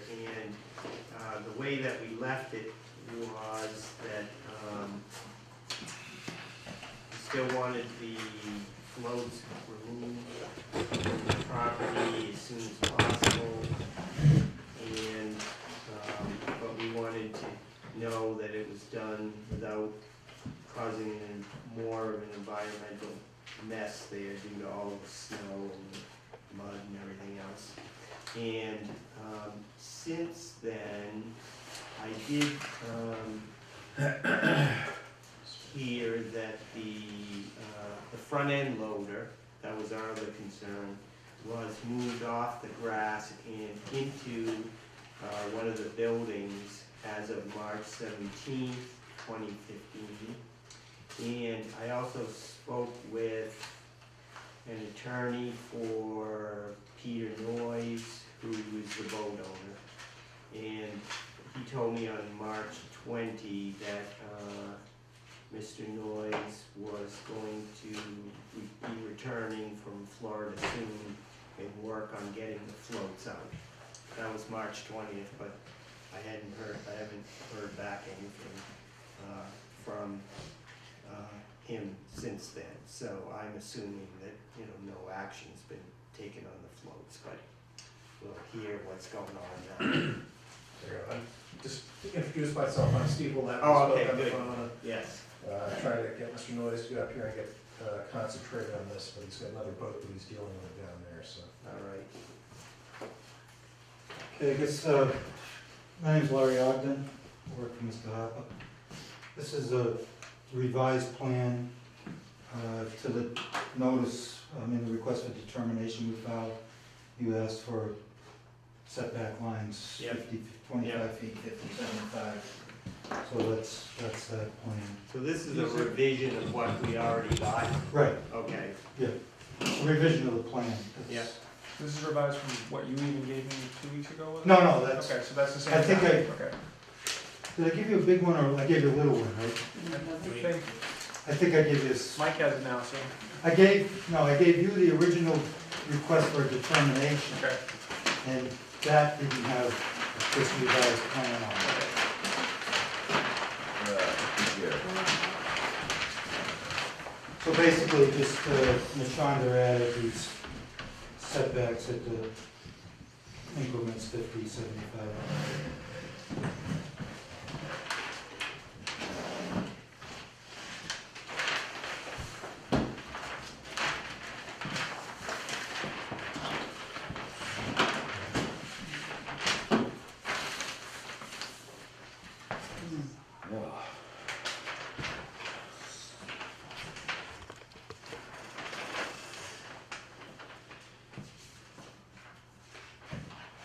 So at this point, Mike, it's Yes. just a request for determination? Yes. So there's the boat and the float issue, which we need to resolve, and then the formal hearing is just a request for determination. There's a bunch of things here about what they wanna do, we're not, like the riprap along the brook and stuff, creek. Right, so, we can, we asked for this basically at our last Right. meeting. We have, up until now, we haven't had it's been really an informal hearing with no, you know, no, requirement for a permit or anything like that. But now, under the RDA, we're being asked, we can, you know, they're showing us their plans, we have a number of things that we can do. We can say, you know, you don't have to do anything, or you've got to file a notice of intent, or we could issue direction on the RDA, and that's all we, you know what I mean, we could say, we have enough information, we'll issue a permit based on the RDA. Permit for what? Well, whatever it is they wanna do. I thought what we were, before we talked about anything else, I thought we were looking for the plans to safely remove. Yeah, that's No. part of this, that's part of this. We have something on that. Okay. I just All of wanted these- to present this because it was revision to what I submitted a couple weeks ago. Yeah, And we I did don't that. expect you to respond on it. yeah. Okay. So all of these things are open for discussion under this RDA. We may say that, you know, yeah, we like the plan, move the boats and the rest of the stuff, we want you to file a notice of intent on, or something like that. Or we might issue a permit based on just this RDA filing on everything, because we do that too. So we'll issue just a permit based on the RDA. Yeah, if you remember, just when Mr. Harper, or I think I came in with him in February, we had showed a little roadway coming down here in a pier type thing that Yeah, was for the future. We took that off, yeah, so none of that's there anymore. It's just that you want to do some riprap here, some of this stuff has been done, and correcting the fences, yeah. repairing the fences. So it's a minor work. I think they did some drainage work at this outlet. Not 100% sure which outlet, maybe it was that one. Yeah, it was this It was under an emergency order, you Yeah. were kind enough Yeah. to issue, so. There's very little that's described in the request for the determination. The stuff in purple, Yeah, is that, are you indicating that that's work that's already done or needs to be? I believe that's already done.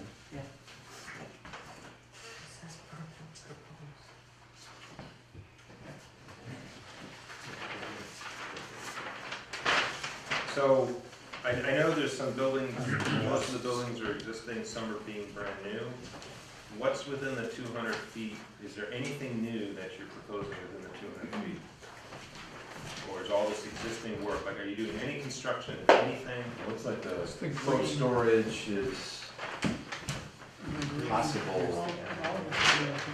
No, I'm trying to understand, like, all Yeah. of this, are These buildings are all existing. As proposed, this is new. right, Yeah, the- and are you doing any work on the buildings now? Not at this point. We Have you talked done about, work in the past, in the last couple of months on the buildings? not that I'm aware of. There was, There's some repair work, wasn't there? we had talked about redoing this front. This Or, building yeah, doesn't you- have a front on it. Yeah, you were gonna close it in with a Right, garage doors. right. But that'll be, But there are also some foundations, or those outside of the 200 foot. I think those foundations, when we Yeah. first looked I at think some they repair did some, roadway. ripped some retaining walls here for Yeah. grading. Yeah, because we saw that, I think, in October. Right. Yeah, I think that was done when we walked the site. How's the snow back there now? Pretty It's much pretty gone? much gone. Muddy or, Pretty gone. It was muddy today because of the Yeah. rain, so. but not, No, Not it's like not a terribly marsh. muddy. yeah.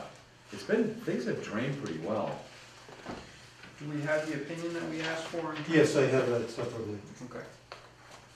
'Cause that would be probably real talk about. All right, so you wanna talk about the floats first, right? Yeah. Yeah, I met with Mr. Noyes on April 1st and discussed with him his process for moving the floats. So his intention, and this is his intention, his lawyer will speak to it, is to move the boats, repair the boats, and then take them off the site. The floats, These are you- The floats, I'm sorry. Floats. It's- Move I'm getting before old and repair? Move them, repair them, and then take them off the site. So So move move from them where to where? Where? Well, that's, where? I got that in this. No, I know that isn't what we talked about, so. But I'm just reiterating what, You're just the messenger at this I'm the messenger on that. Well, you know, we But- do the messengers. Yeah, go ahead, shoot me, I'm kinda old anyway.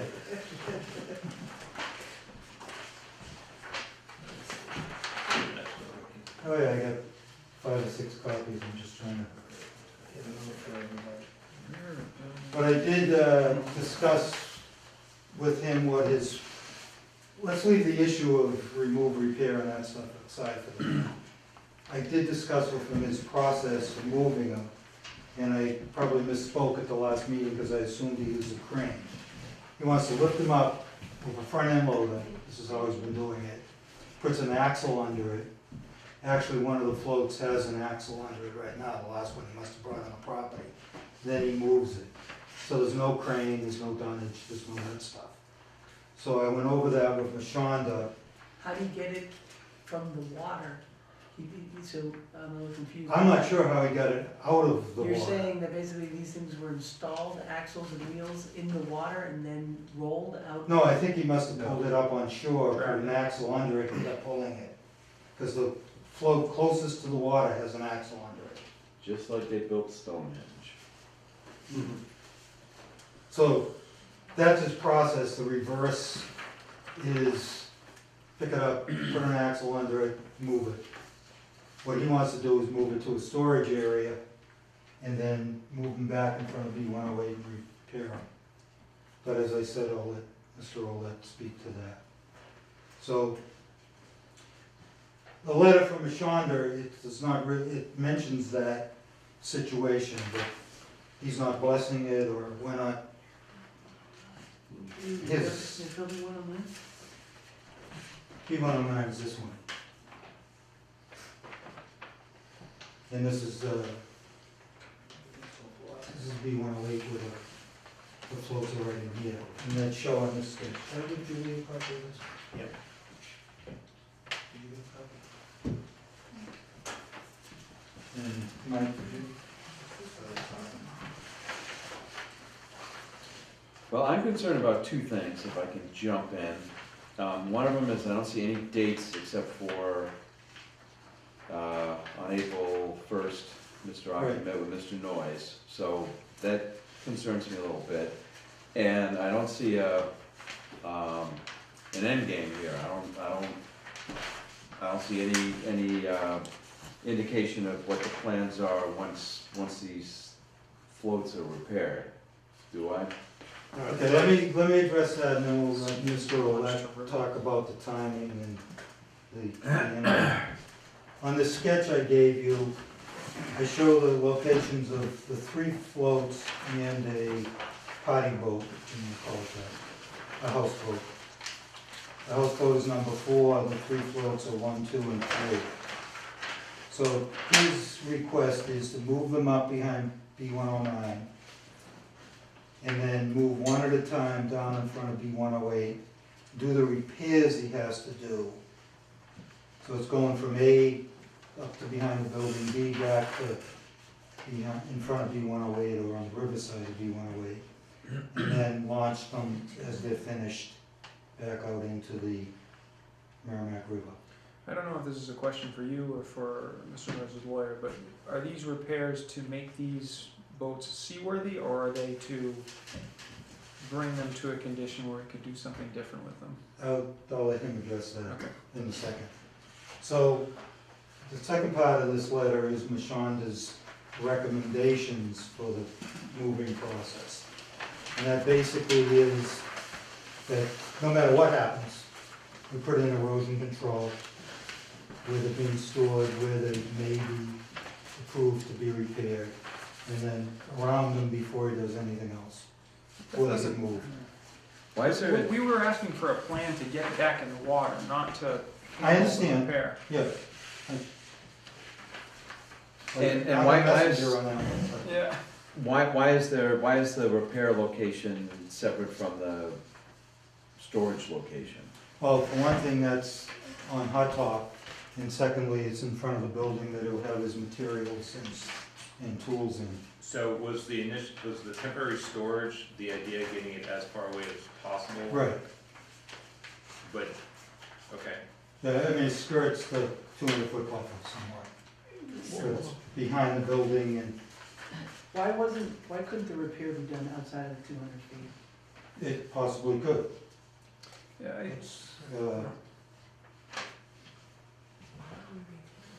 I can mean, we hear from Mr. Noise's lawyer? Yeah, I just want to make sure you understand the conditions that Mashonda has Right. recommended. One is the erosion control and a repair to any topsoil. There may be some depressions from tire tracks, that sort of thing, but there won't be crane. Again, my memory of what we asked you for was a safe plan to get these back into the river. Absolutely, I And- don't disagree. That, without, we never even talked about repair. No, Yeah. I agree with you. So erosion controls are there to handle a longer term solution that we don't want. Yeah. So I don't understand where they come into the plan. I'm showing you what Mr. Noyes would like to do, Okay. okay? so Okay. Now, let's try to see if in fact in this plan anywhere, there's an actual, what we asked for, right? I'm looking, Yeah, 'cause I'm trying to find the area where it says how it can be safely put into the water. that's the second page. I'm on the second page. Okay.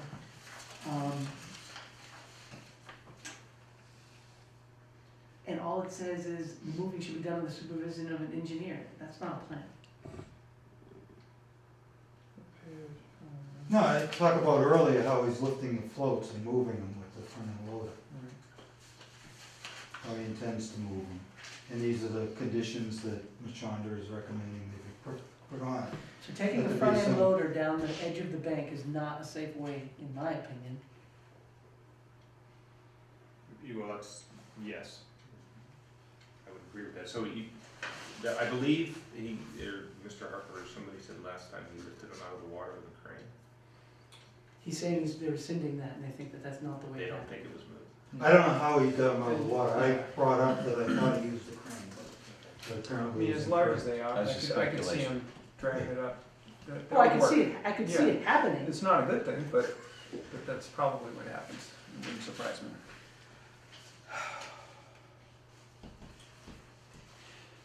But if you look on that, here's the plan, here's the conditions that the engineer is suggesting to us we would condition on any permit to do this. Now, this is a suggestion from. Right, you can add We conditions. can you add it, we subtract can I them. do not, whatever we I don't want. even see that as what this says. So let me quote. It says, I'm on page 2, reading the beginning. As related to moving of the floats, Mr. Noy's method, this is Mr. Noy's method, not a method recommended by a wetland scientist or someone to minimize impact to the environment. This is not what we asked for. This is Mr. Noy's method for moving the floats, as discussed with Mr. Ogden, and I could care less about Mr. Noy's or Mr. Ogden's particular plan. We're worried about muddy conditions, we're not worried about just how to move it in general if things were perfect. Who is the engineer? So are you saying, who from Marchionda is saying that this is the following safe method for not damaging the environment? That's what I'm looking for. Well, right there, it says, we recommend the following conditions apply to the moving operations of the floats, and it's signed by, Call Mashonda. yeah. So I don't know, I'm not sure I understand what your questions are. What, I I'm think- questioning this as a, go ahead. well, no, I think my concern would, it's sort of along the same lines, is whether dragging them away or bringing them back, at some point he's gonna bring a front end loader and a float with some tires on it, I assume some axle. He's gonna drive it down the bank, which, last time I looked at that bank, it's not incredibly steep, I don't know, but you can imagine what happens to the bank when you bring something really heavy down the edge of it. He's gotta push in the water enough to float, which implies to me that the front end loader is some portion of it's gonna be in the water, because you're holding on to it. And then he's gonna drive up, and he's gonna do this 4 times.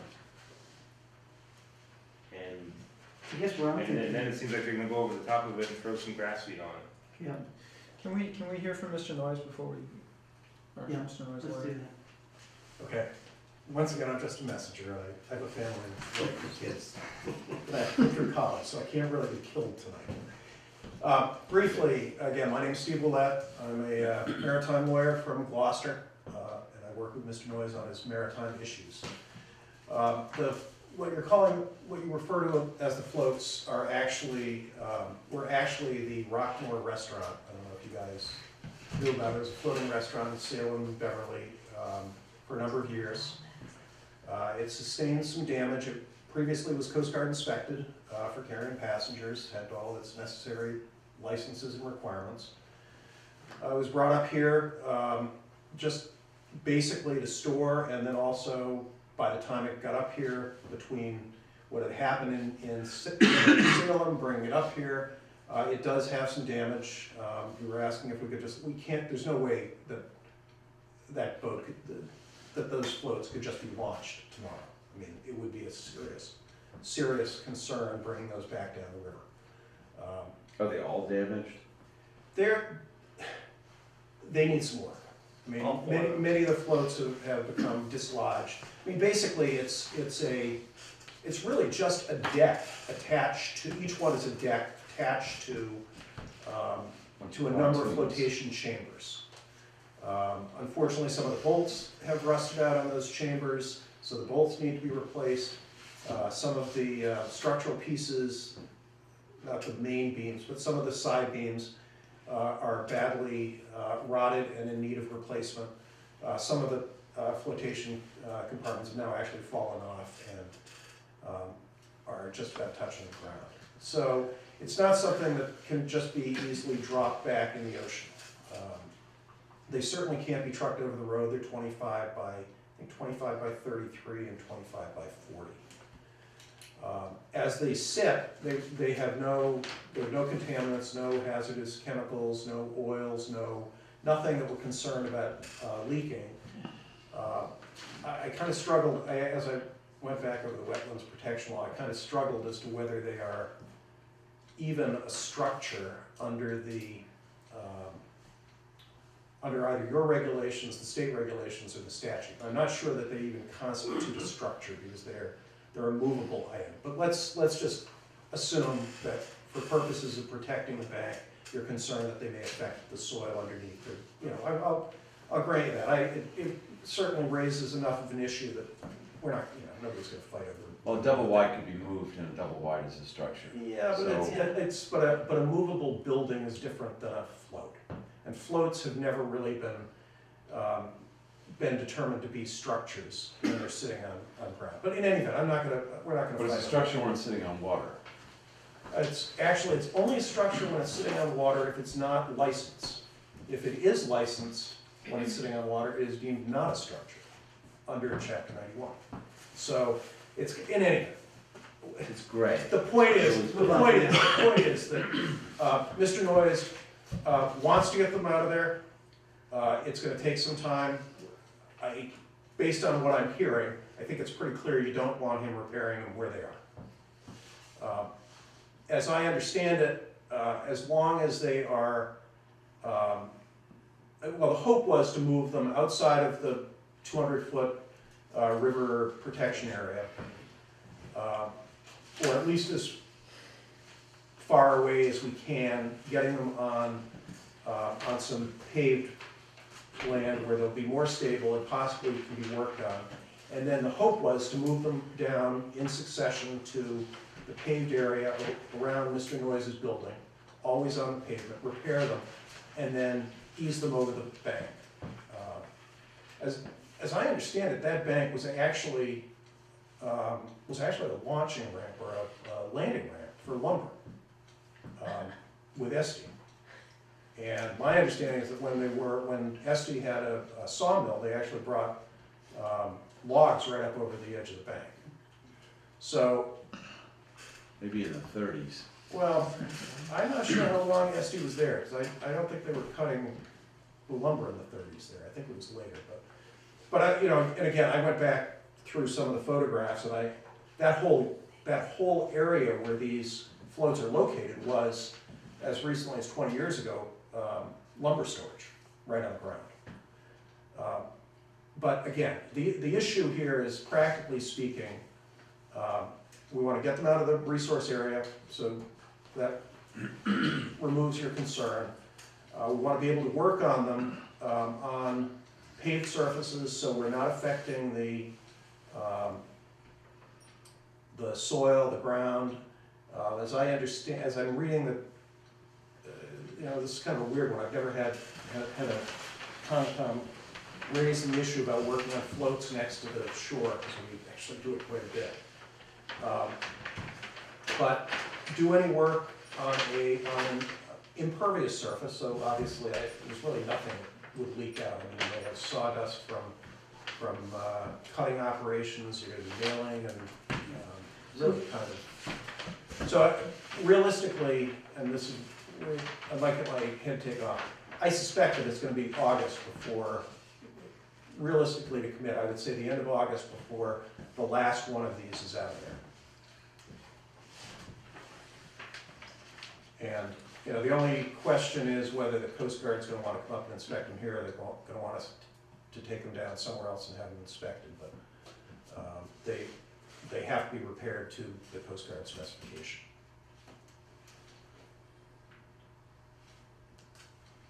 And if they're not out of there by August, I'm gonna tell my client to get a chainsaw and cut them up after he gets permission from you guys to do it, but. We may just do it ourselves. Well, First of all, if they were moved outside of the 200 foot, you can do whatever you please, right? It's not even in our jurisdiction. I mean, you can repair them, cut them up, you don't even have to tell us, right?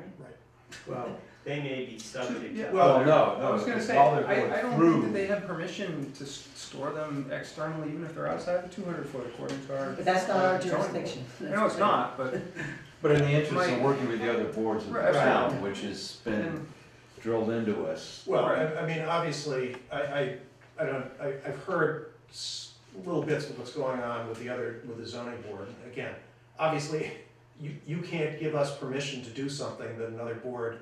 Right. That's You correct. can I say, can't, right. you can say as far as compliance with our regulations, we can accept this, but you still are gonna have to comply with the zoning board of appeals. Right, and it's gonna be awful tough to approve storage that still is inside the 200 foot when it's gonna still go against other board, we'd be making an Well, exception. No, No, you no, can't. what you would say is that in terms of the Wetlands Protection Act, only, you would you would issue an order of conditions or consent. Yeah, we can't supersede their Obviously, jurisdiction. we know you. No, absolutely. Yeah, and if, in front of the zoning board, they look at us and say, well, do you have, what does Concom say? They say we can do this. Well, Yeah. we've looked at it and we say you can't. So obviously, everybody has to approve or nobody. So I guess just to say one thing, I guess what I'm saying is, I really don't have any interest in towing any kind of line, with the knowledge that other boards in Groveland's are not happy with what's going on there. And it makes me want to enforce to the letter of, all of our distances and everything like that, until I hear that everybody else is happy. Well, It just, that somewhat bothers me because the Wetlands Protection Law has its own exceptions. It provides its own conditions. It says if something can't practically be done without a minor violation of the absolutely, act. and we do that all the time. Yeah, And so- I'm saying, why should we do that in a case where other places are not being complied with? And if we're doing everything the right way, then I wanna work with you guys doing this. And I guess I really have two concerns. So there's one that, and the other real concern is on the other side of it, in that if Mr. Harper never had permission from the town to be able to do external storage, your client may not have been aware of that. But it bothers me that your client is paying Mr. Harper for something that he never had permission to do. Again, I have to say that this is particularly with regard to the issue of the floats. It's such a kind of an obscure issue. I'm not sure that I would have picked up on it if I'd been looking at it from Mr. Harper's standpoint either. But as a practical matter, I'm sitting here representing the owner of floats or a boat, as the Coast Guard would call it, a vessel as the Coast Guard would refer to it. And I'm really just trying to find a way to work through this so that we can get these things repaired, get them out of there, get them out of your hair, and the problem goes away. So That's our goal, That's what to I'm do trying that to as fast as So possible. let me propose a practical, with what I think might be practical. First of all, if they're not seaworthy and they don't make sense to put in the water, we obviously can't force you to put them in the water, nor would we want you to do something that's unsafe or always going to. So if they need to be repaired to go in the water, if in fact the water is where they'll end up, then okay, they need to be repaired. They don't need to be repaired within the 200-foot buffer zone, though, right? And what we've been asking for is get these out of the 200-foot buffer, just hang on for a second. So there, to me, there's a very practical solution where you could make us happy and get whatever you want done here. Move them out of the 200-foot buffer zone, make whatever repairs you want, and bring to us, if in fact you still want to put them in the water, bring to us a plan that will put them in the water in a safe way without damaging the environment. That's all we asked for. Well, let me just add, kind of wind this back.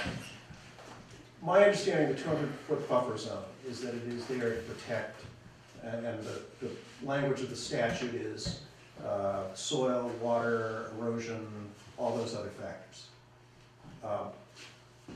Once an area is paved, placing something like one of these floats on it affects none of those issues, because it's paved. I mean, we're not affecting the soil, the runoff, the water. I mean, there's really no impact of that float. when Well, it's on- if it's paved, things can run off and enter the resource area. I understand, but that depends on what, yeah, I would agree with you that. It if depends we on have- what steps are taken to prevent it Well, from but getting into the Right, resource but area. these have not, there's nothing on them to run off. I mean, it's, So you're saying that, but let me ask you a question. So it clearly did when it was operational, have lots of things, including sewerage and other things. In Right. fact, if I remember correctly, this particular restaurant was shut down once because of some issue, but it's irrelevant. they did have, I mean, they had cooking gear, they had cooking oil, they had propane tanks, they had sewage systems, they had another vessel came out and pumped out and went and pumped it into the Salem sewer, and that stuff is all out of there. So hypothetically, if there was nothing on the thing that could drain or move anywhere, and if it was on pavement and nothing moved from the pavement, potentially it could be done safely. That's a lot of ifs. Well, but again, that's, I mean, if you tell me that we need to submit an RDA for saying that we don't have a problem, and we would put all those representations in it, I don't have a problem doing that. I mean, we would say that we will not have fuel, oil, hazardous materials, septic, anything, that tanks have been cleaned, that we're not gonna do grinding, paint, that type of stuff.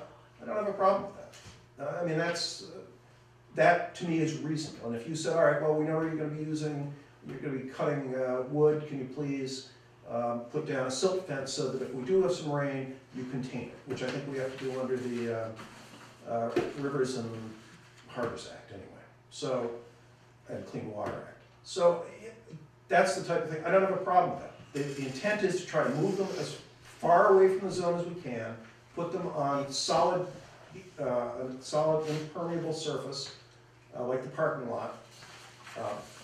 From a practical standpoint, they've got a spot where they can be moved, where it doesn't cause a major disruption, and then I'll file an RDA and we'll see if we can move them down one at a time, put that in a location where they can be practically worked on next to a building, and then launched over the side, and we'll give you a launching plan to show that we're not gonna impact the shore, and if we have to get an engineer to sign off on it, we'll do that too.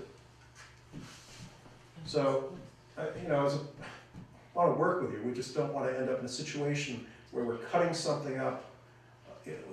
As I said, there are two other options. We cut it up, we cut them up at great expense, Or we launch them now and we risk taking out a bridge or something else that we don't wanna do. I mean, that's just not really feasible. Or, of course, you could have just moved out of the 200 foot and you'd be in compliance right away. You didn't have to do any of those things. But it's a fact. Well, yeah, No, that's true, he could, to repair That's a them, fact. we can move them up onto the pavement. Right now, I don't want, the area we're moving in is not paved behind that building. no. Yeah, So- my preference would be, if we're gonna move them, we move them once to a paved area, because we Yeah. want, this is the time, you know, we don't wanna cover up any ground where everything's gonna die underneath it, and then you move them whatever, a month from here. Okay, so we move them up onto the pavement in front of building 109, or beside it, or wherever the Side, pavement yeah. stops. Yeah. He repairs them and then comes back. to the launch. Stabilize everything, make sure So- nothing's so what do you- leaking. What did you guys think of then with the RDA idea, where there were detailed do's and don'ts and controls on the pavement? Well, if it's out of our jurisdiction, the do's and don'ts. I understand. It's only a that's- matter of getting it to there that we get to talk about do's and But the don'ts. pavement they wanna put it on is not outside of our jurisdiction. So is. No, I think it not- is, I think you're talking about up here. Yeah. Well, is it fair, Wait, let's let's ask be this. clear about that. If you move it, would you do the repairs over here, which is out of the 200 foot on pavement? Or are you, or is it Mr. Noyes' opinion or desire that the only way he can work on them if it's next to his building, which is 108? Right. Well, I think that's certainly his desire, because it's convenient for him. But- Well, where I'm going is if, you know, if we're gonna move it out of the 200 foot and it's gonna be on pavement over here, in my opinion, that's one thing. If he wants it there, I think that's definitely an RDA. Yes. Oh, I yeah. have much more concern For sure. about what goes around there. And I mean, just looking at the scale of things, I can't imagine how you can move them all there. It seems to me like you would have to. I think it's move one at a them- time. Yeah, you'd have to move them all up here, and then one at a time. And how long does it take to repair Take them them, down there. and, or you need a special thing, and when is that gonna get done, and, so preference would be is if you put them up here. Can Up you do another that? way.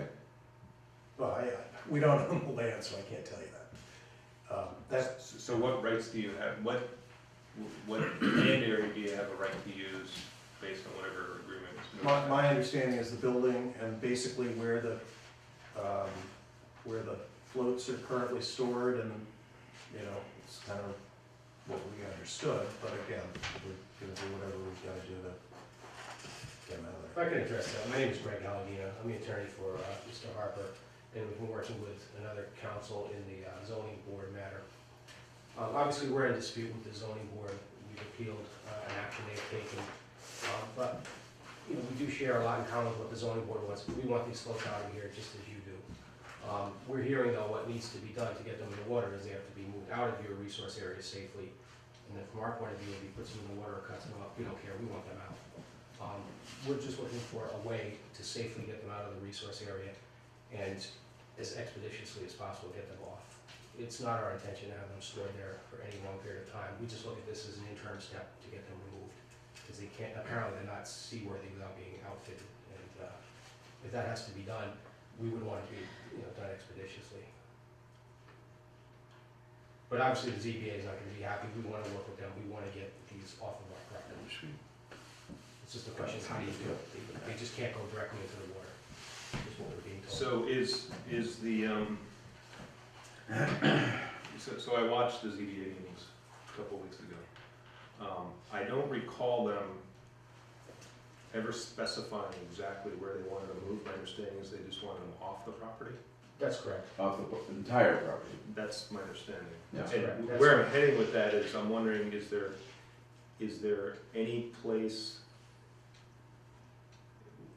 we would like to see them on pavement, and then there's any place, I don't wanna put them in a place where the ZBA has more of an issue with them than where they are now. We don't want that either. Why does it make already any, do. does it make any difference to them, ZBA, why Right. does it make any difference here versus there? They just want it off completely, so. I know, but that's, but. But see, you We're know, looking at it this seems as a like step that's to right. facilitate doing that. look at this map. You see where that 200-foot buffer is? Yes, we You do. see the gray area? Yes, we do. Okay, so if he's put on the pavement, the gray areas outside of that 200-foot buffer, we don't care. That's correct. and that's Okay, what- but yeah. the question is number one, is that possible to do, physically possible to do? It's no And then, less. is that gonna upset other boards? I can probably virtually guarantee you that if we ask them to be placed up here or over here, that would bother other boards. But the And other that's boards not gonna already fly. bothered, aren't they? Yes, but it's gonna bother them even more, and it's not gonna happen. So I think we're gonna have to come up with some other compromise to do, if we're gonna allow the work to be done in some other area that's still paved, we're gonna have to decide which is better, to be on paved or outside of 200 foot. Probably paved within 200 foot is the best we're gonna do, somewhere in this area over here. Is that acceptable to us? They can't, so how could they move all the boats? They're not into gonna, that they're gonna area? do Not one all at at a once, time. yeah. So that, is your proposal to basically leave the 3 that aren't being worked on where they currently are? No, the proposal is to move the three floats. One at a time over to be repaired. There's 3 floats in a boat. Yeah, Move them and then move one at a time back to the repair area. okay, sorry. Which is partially paved, partially not paved. I don't think, I think that's a terrible idea to put it on more non-paved area. I'm against it. With erosion controls, it's possible. Yeah, but Mike, we end up, you kill, if it's one thing if it's there for a day or two, but you That's kill anything that's growing. It's So, gonna be- so then they have to restore it.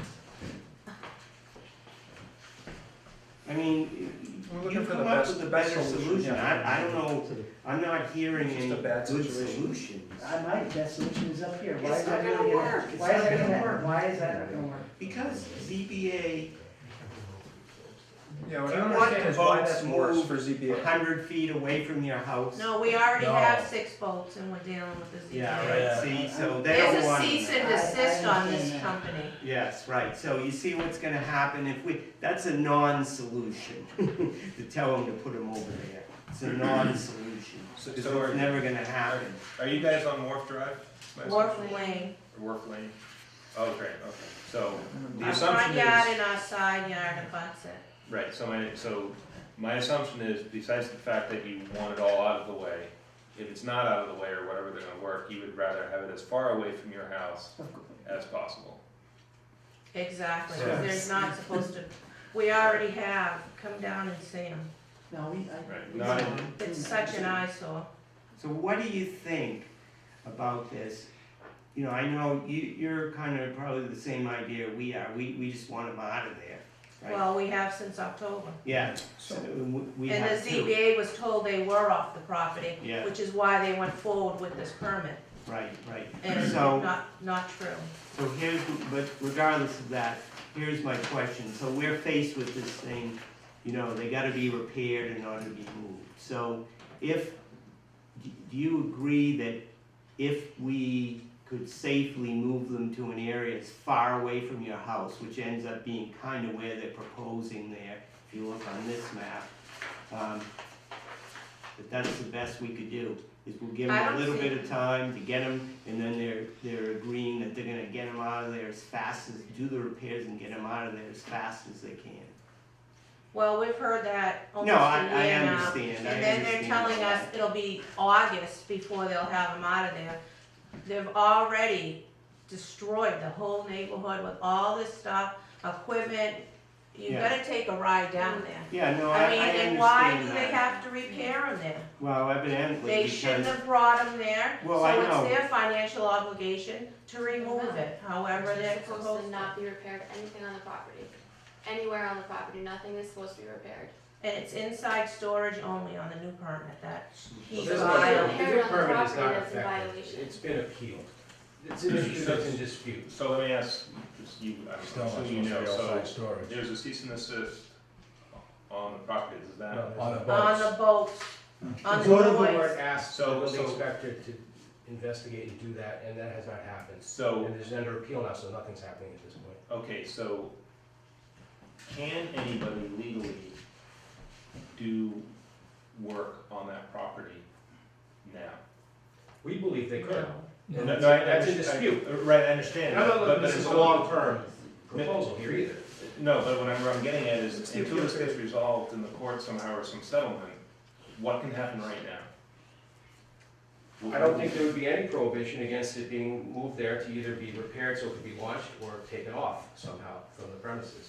What's the realistic appeal period? Could be a year.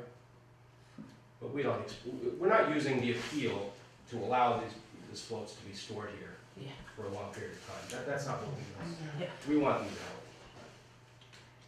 But, you know, again, they just can't be taken into the water is what we're hearing. And don't Take them forget. out the front door. That's what I'm, put them on a double wide, chop them up and get them out. They already cut trees down to Mr. bring them on the land.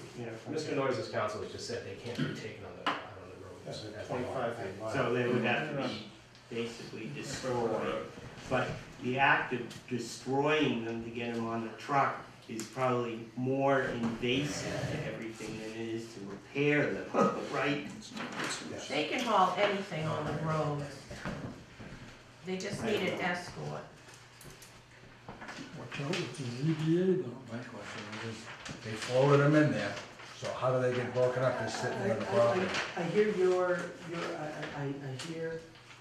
I know that the neighbors, of course, wouldn't want anything close to their house. I know that you you think that would aggravate the ZBA by moving it there. I think this plan is not the optimum plan for the environment, and that's No, well, why hold on, let me it finish. isn't, Let me finish. I'm on this board for the environment. That's the reason why I'm here. but it can be done. It can be done. Nothing, you know, you're gonna build a house, you put up erosion controls, you ruin the place where you're digging the house, but you fix it up after you do all the work, and that's what they're gonna have to do, the same thing here.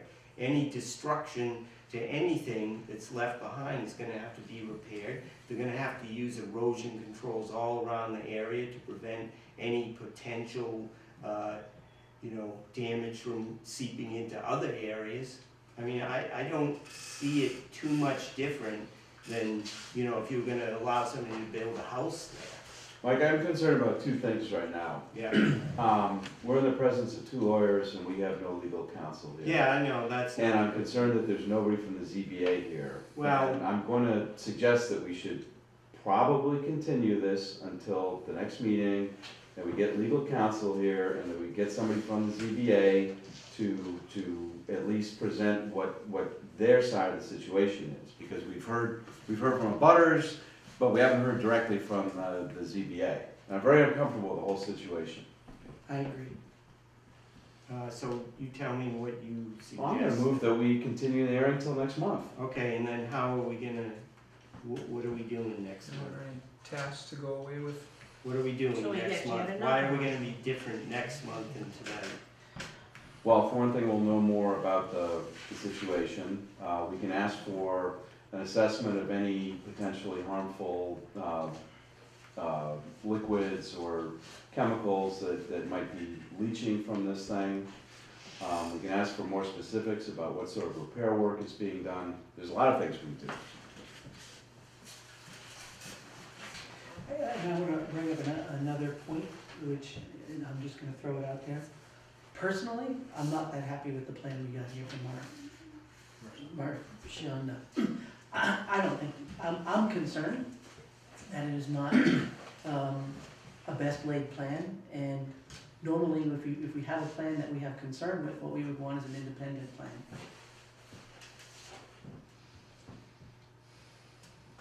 I'd like to have an independent plan from someone else saying how we safely get these things out of there.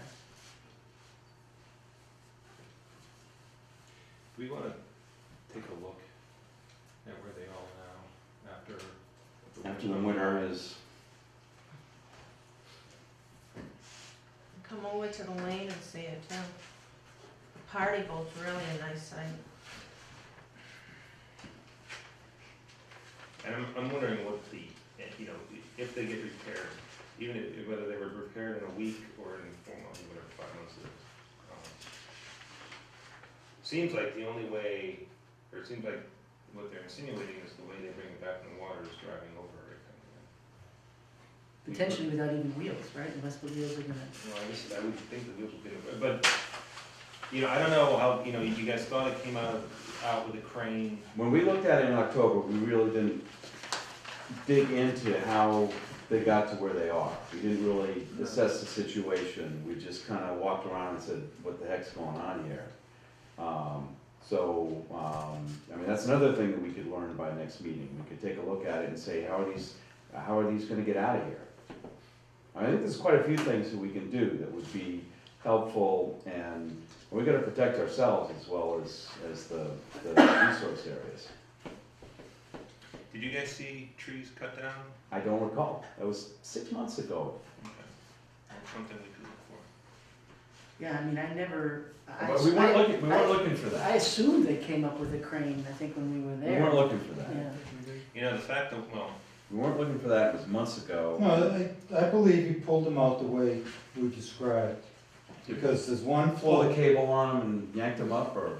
no, with the front end loader, you had the front end loader holding one end, maybe a Yep. fork. Yep. Because the very last float has an axle under it. Yeah, And why would have the front end loader been there if he hadn't used it yeah. to pull them out of the water? We can take a look at the That axle. was the front end loader that went away, Yeah. that's what he used. We can take a look at this axle and see what kind of So damage we think is gonna occur. There's And that's there's a how lot he of told things we me can he's do. always moved them. But I think we need the ZBA, I think we need legal counsel. If there's lawyers on one side of this table, there should be lawyers on, or a lawyer And on how the do other you side. propose to do that?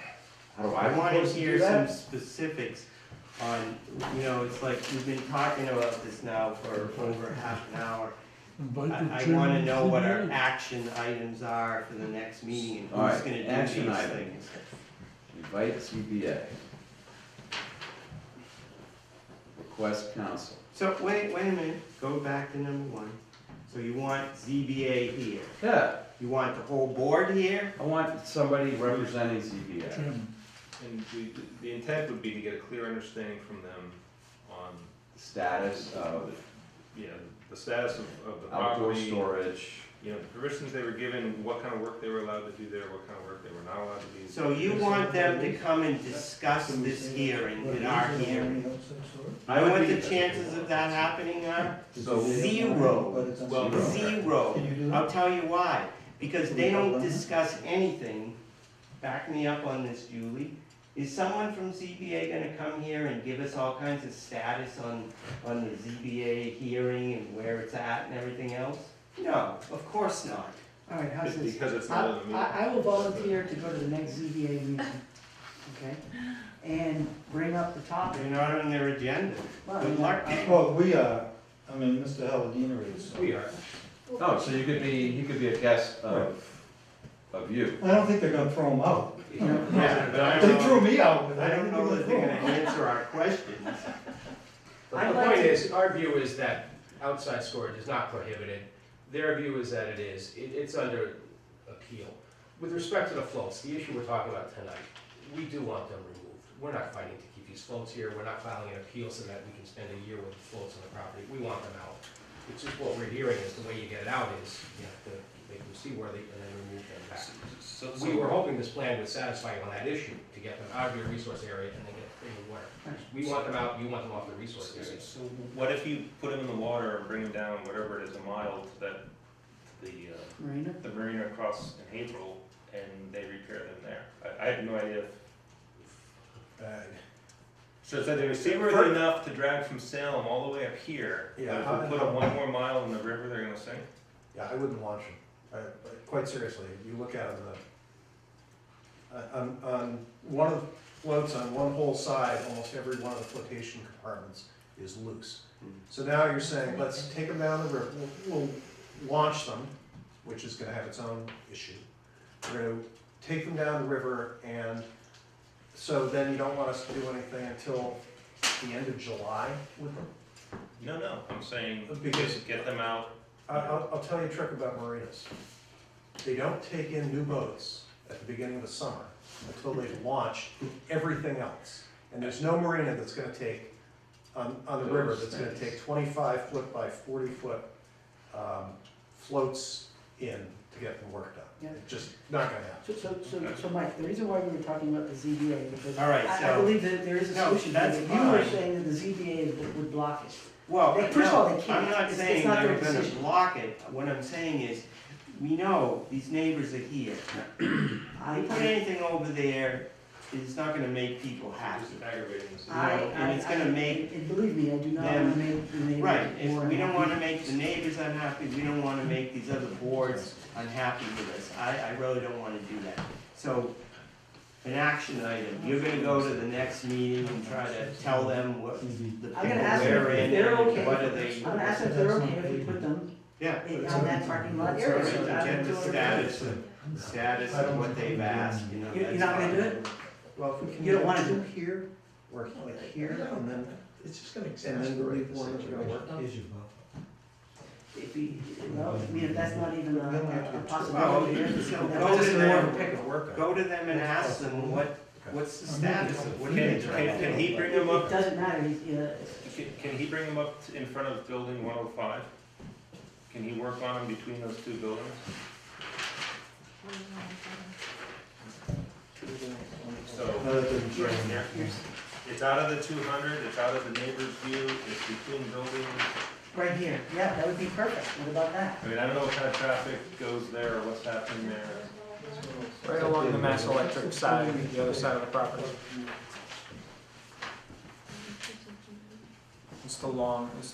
I don't want. So here's my thing, this isn't You really know, this is our a clean problem. piece of property, I'm not gonna, you know, I'm not looking to, I'm looking to make a mess of the property. It already is. I don't have a problem with So you're gonna go to the next meeting. it. No, I don't need to anymore, he doesn't wanna do that plan, it's a waste I of don't time. care, you're gonna go to the next meeting, because I don't care. I wanna know what you can find out, and I want you to communicate with them the situation we're in. You need to get some communication Okay. here. Okay. They're not gonna come to our meeting, so we'll have to go to their meeting, all right? Certainly invite them as well. All right, so now the When is- next when is the item, next- hold on one second, when is the next And then we meeting? put one here. And move this. But they, don't worry about that. The don't next they think meeting, the floats are gone? It's May sixth. Okay. So. the next thing you said is you want legal counsel here. Okay. Now, the way that we would have to go about getting legal counsel is, we would have to somehow use our bylaw to ask for that to get paid for by the applicants. No, I think, excuse me, if I, you know, the objective is to get these things in the water and get them off the site, right? Isn't that the objective here? Yes. Why are we making it difficult? Why don't we just get them fixed up? Come up with a time frame. They're either gonna be fixed up in the water, or he's gonna put them in a dumpster and be done with this thing. I mean. We are causing a month delay if we wait for the next And, meeting. you know, if we keep moving Well, these- okay, hold on. The To further, begin the with- further we move them away, the further they are away from where they gotta go to exit. Right, so so you threw out August Right. as a date. Why can't, I don't know, June 1st? Why can't he have them done by June 1st? It's just unrealistic to think you're gonna have them done in 6 weeks. If you put enough people on them, they'll be done in 6 weeks. Yeah, Yeah. I mean, they can't start to do anything until April 15th anyway, because of our bylaw. Yeah, Can't well, move that's only anything. a week away. And there's been this whole discussion about, well, we can't move things because it's all gonna be swampy there. And it may take a few weeks for it to dry out anyway, so, you know, there may not be any movement at all until middle of May anyway, until things are dry enough and stable enough to move. So I don't think we're delaying it substantially. Okay, let me ask you this, and I just kind of want to, I'm looking at the actual, what I assume are pretty close to scale dimensions here.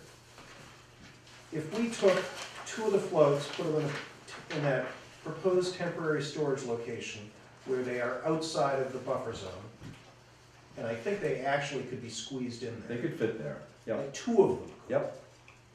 So if we put 2 of them there, and then we put one over next to B108 where it could be worked on, moving that other boat's on a trailer, so that's obviously movable. Yeah, number 4 is not a float, it's Yeah, a boat. that's a boat on a trailer, Like so a that could house be boat. moved. I think there's one boat down at the end of Yeah, there's a this red area, one. but that's a paved area. And that's already in the area where they propose to work on it anyway. That's where we're gonna work on it. So So basically. that's number one that you start with. So we put one there, we put the other two outside of your buffer zone. Yep, We give you a written RDA listing, and I wanna go through what you guys wanna hear, so we get everything on that you want. Then, the only issue is performing repairs to a, I'll call it a structure now, just because we do it to make it easier. Doing repairs on a structure within the 200-foot limit, but on impermeable surface. And what we're gonna do, so we can lay out what we're gonna do, we can lay out what materials we're gonna use, we can lay out what is or is not on the boat. And then you can determine whether, make your determination of applicability and possibly put conditions on, like say, all right, we wanna, if you're gonna be cutting wood, we want a silt fence to make sure that anything you cut, if it gets liquefied. So I think that's kind of a better way to do it, and that,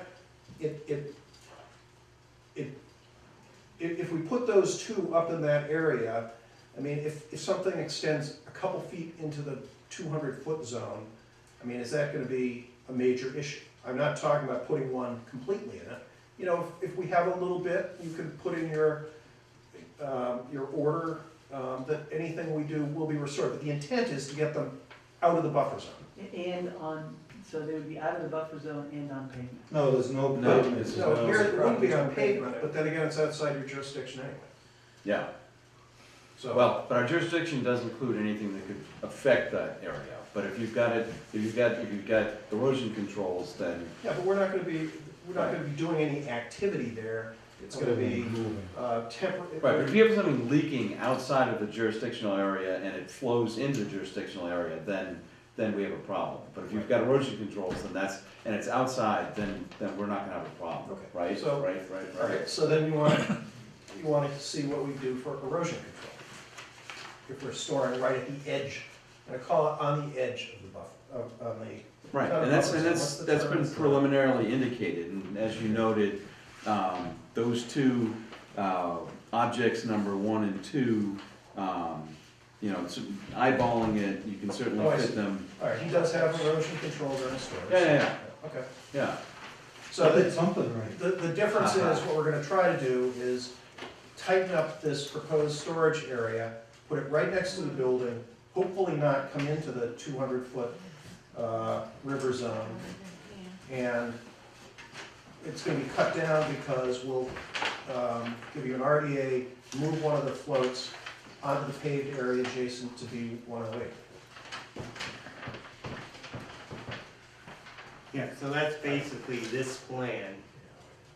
Somewhat Well, adjusted. Well, Modified. Right, Modified. somewhat modified. Right. It's not on the, Yeah, I mean, the difference is, that the storage will be completely outside of the 200, virtually outside of the 200-foot buffer zone. It will be surrounded by erosion controls, and one at a time, they'll move the other one over here and start repair, and one at a time, they'll move them over there and repair them and get them out, which is what this plan is. So, I just want the commissioners to realize that that area where the work is gonna be done is between 50 and 75 feet away from the river. Yes. Just be aware of that. It's paved, that's okay, it's paved. They've got erosion controls proposed all around. Well, I don't know. We No, they didn't- do, they're, So that's, Mike, how about we do this? If we, Oh, okay, yeah. Yeah, how about we do a site walk, they file for an RDA. yeah, That way, the next meeting, we can vote on all the particulars of exactly what that RDA covers, and it's in Mr. Noy's name, so it's his responsibility. Yeah. Ultimately, it goes back to Mr. Harper because it's the property, but. We So can we- file the RDA too. Okay, well, Okay. whoever filed, we just need to get it done. So that's specific to this only, and that way we can get the details on any erosion controls and other particulars about what materials are being used, what's allowed, what's not allowed, what the cleanup is. I'd like to have something in there that we can inspect every so often, if we so desire. And I'm fine with making a phone call to someone, but We got that now. I know, but you drive there now and there's all these signs that says no trespassing and everything's locked. You gotta know the right number to get in. I have the number to get in. Okay, then if you could share that. Don't with me. say it on TV. No,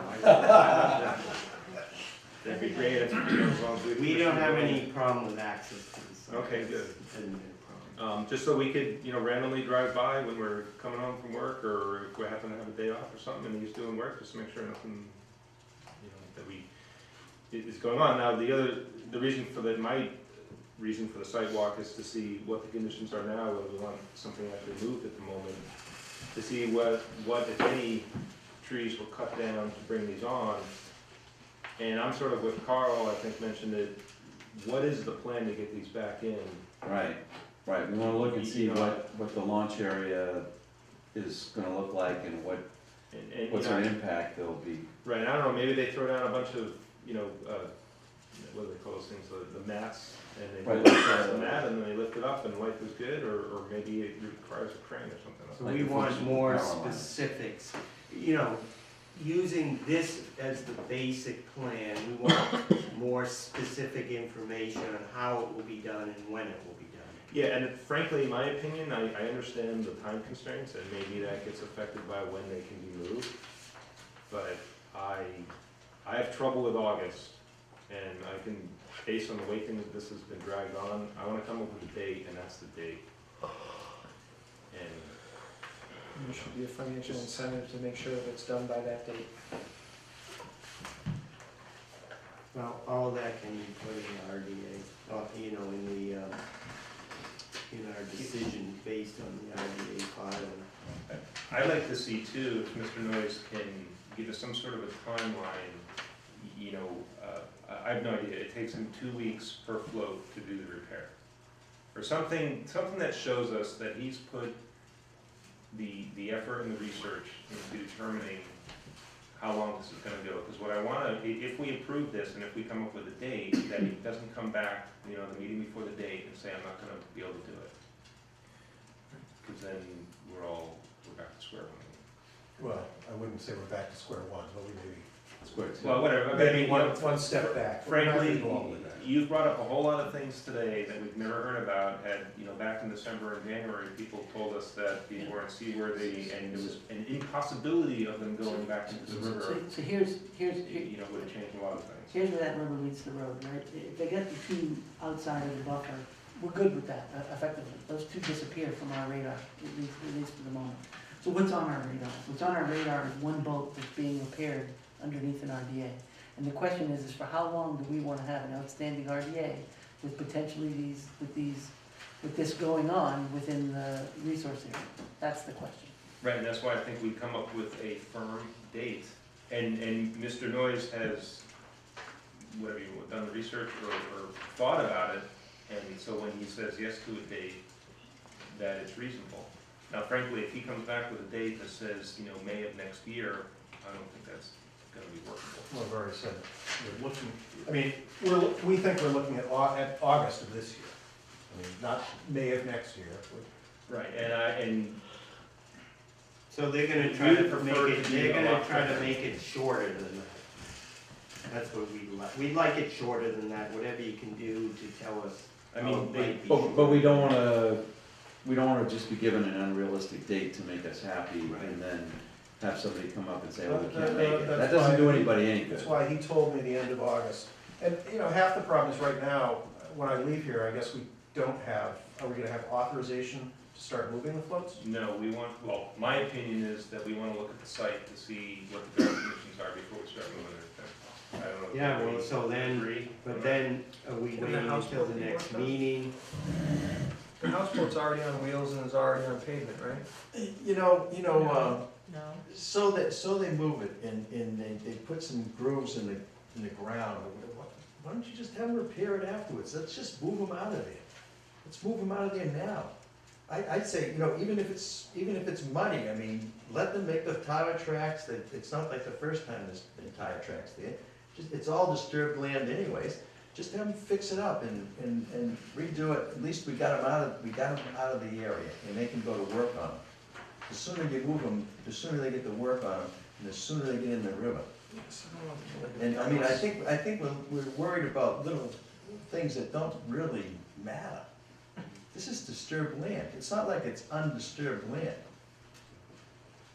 So, hey, why don't we just wheel them out of there tomorrow, get them up there, get them fixed, get them out of your area, and get over with this. Let's just move it.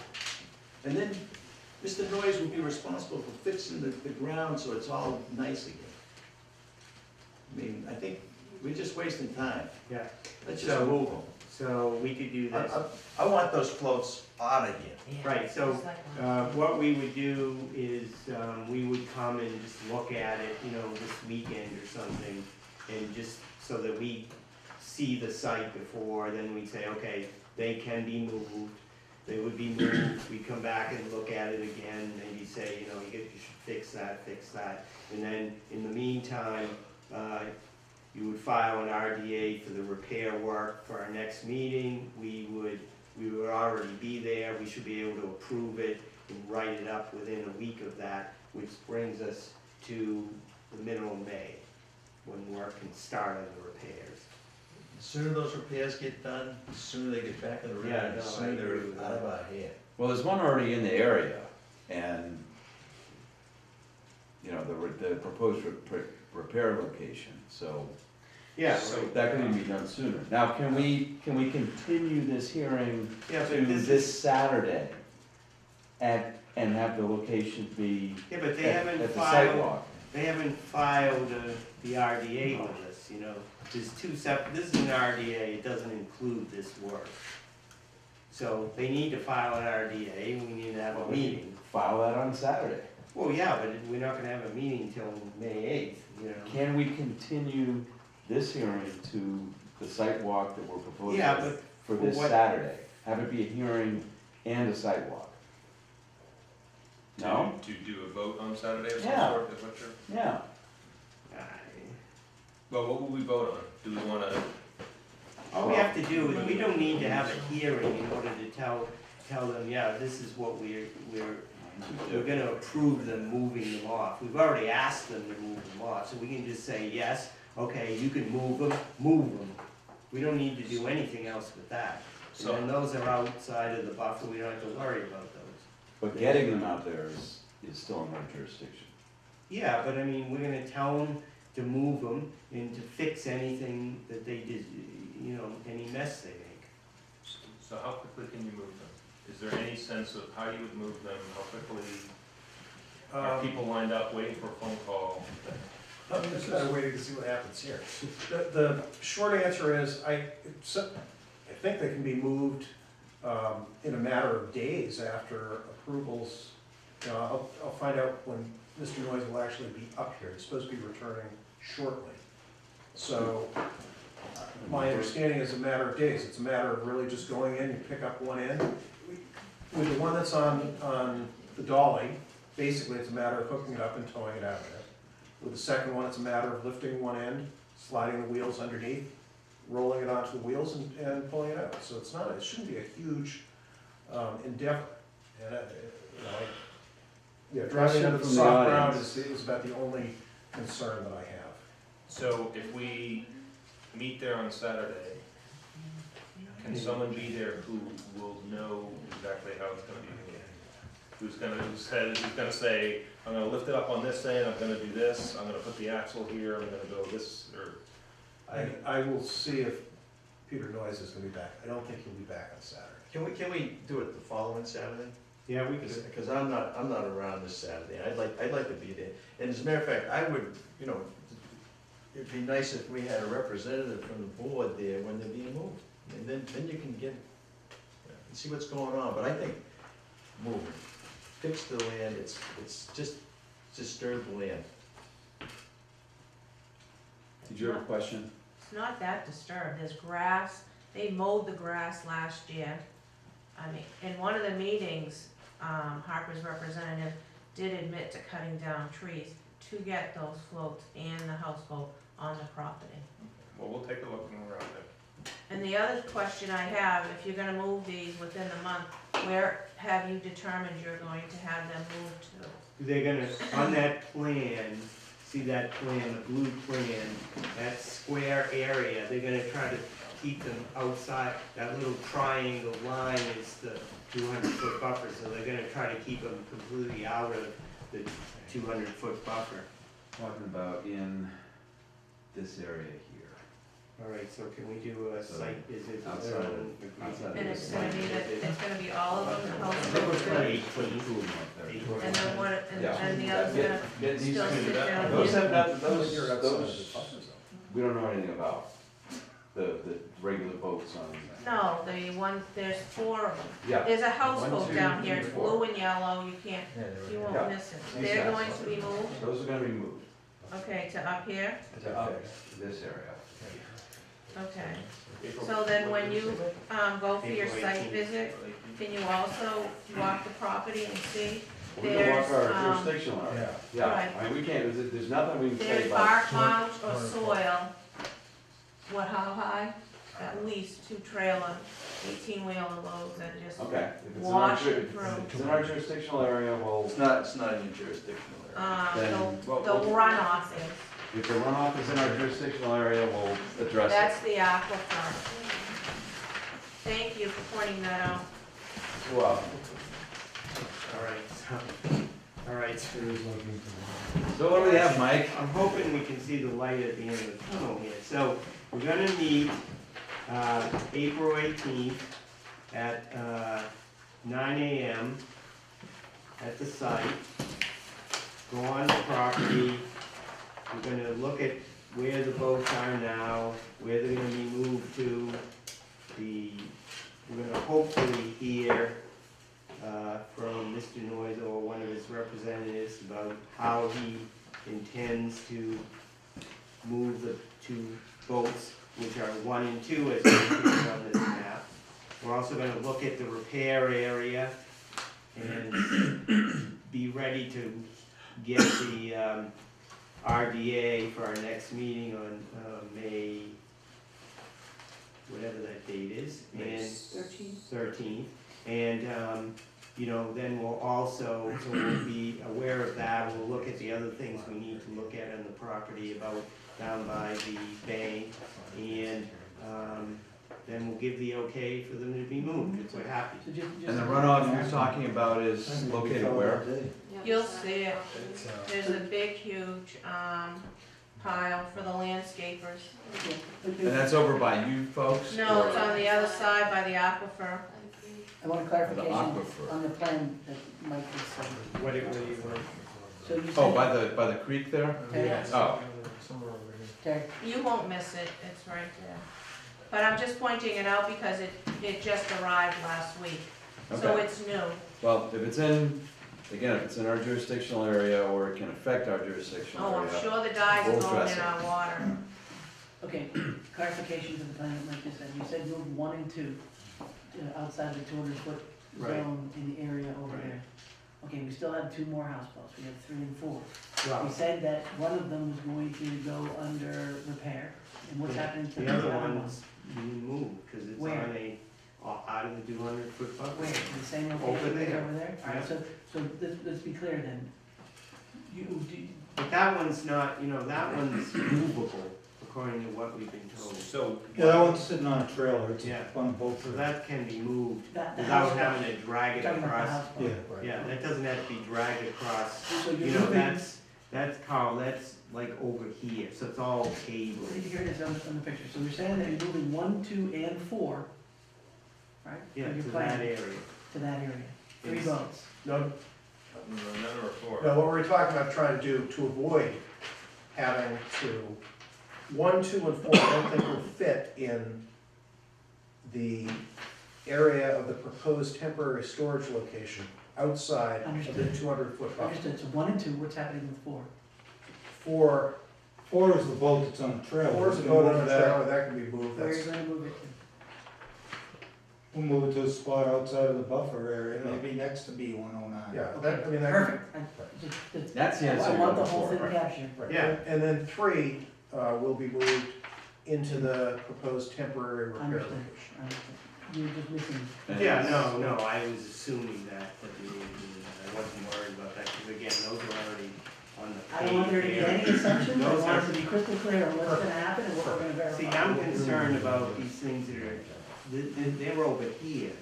This is all this unpaved No, I area. understand. These are on paved, except, for this one, it's just gonna be moved up there, but number 4 is on the paved area, so it can be easily.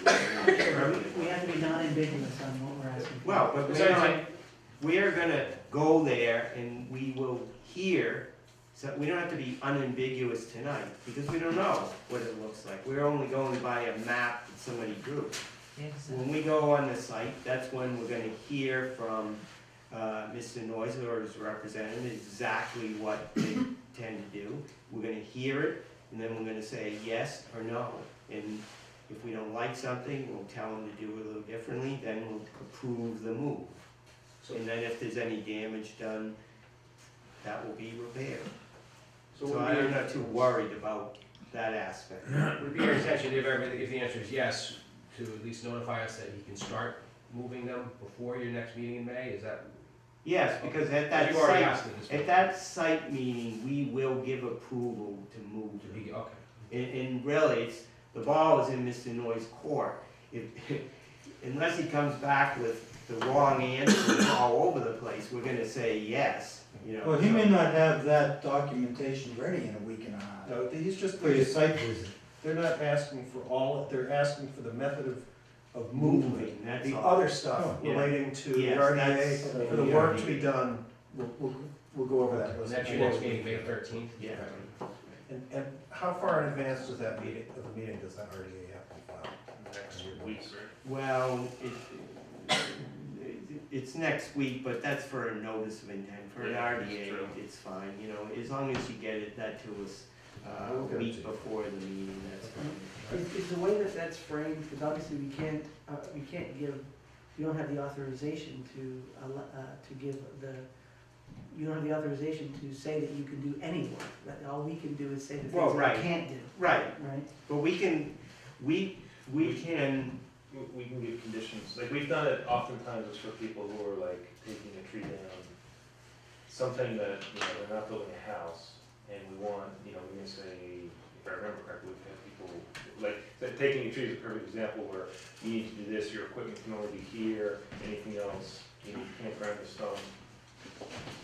So it's not, maybe the tree was in the resource area, but we're not forcing them to do an NOI, because it's sort of ridiculous in Well, that regard. but here's a point, is we are risking still that ZBA, we don't know what ZBA says, we don't really know.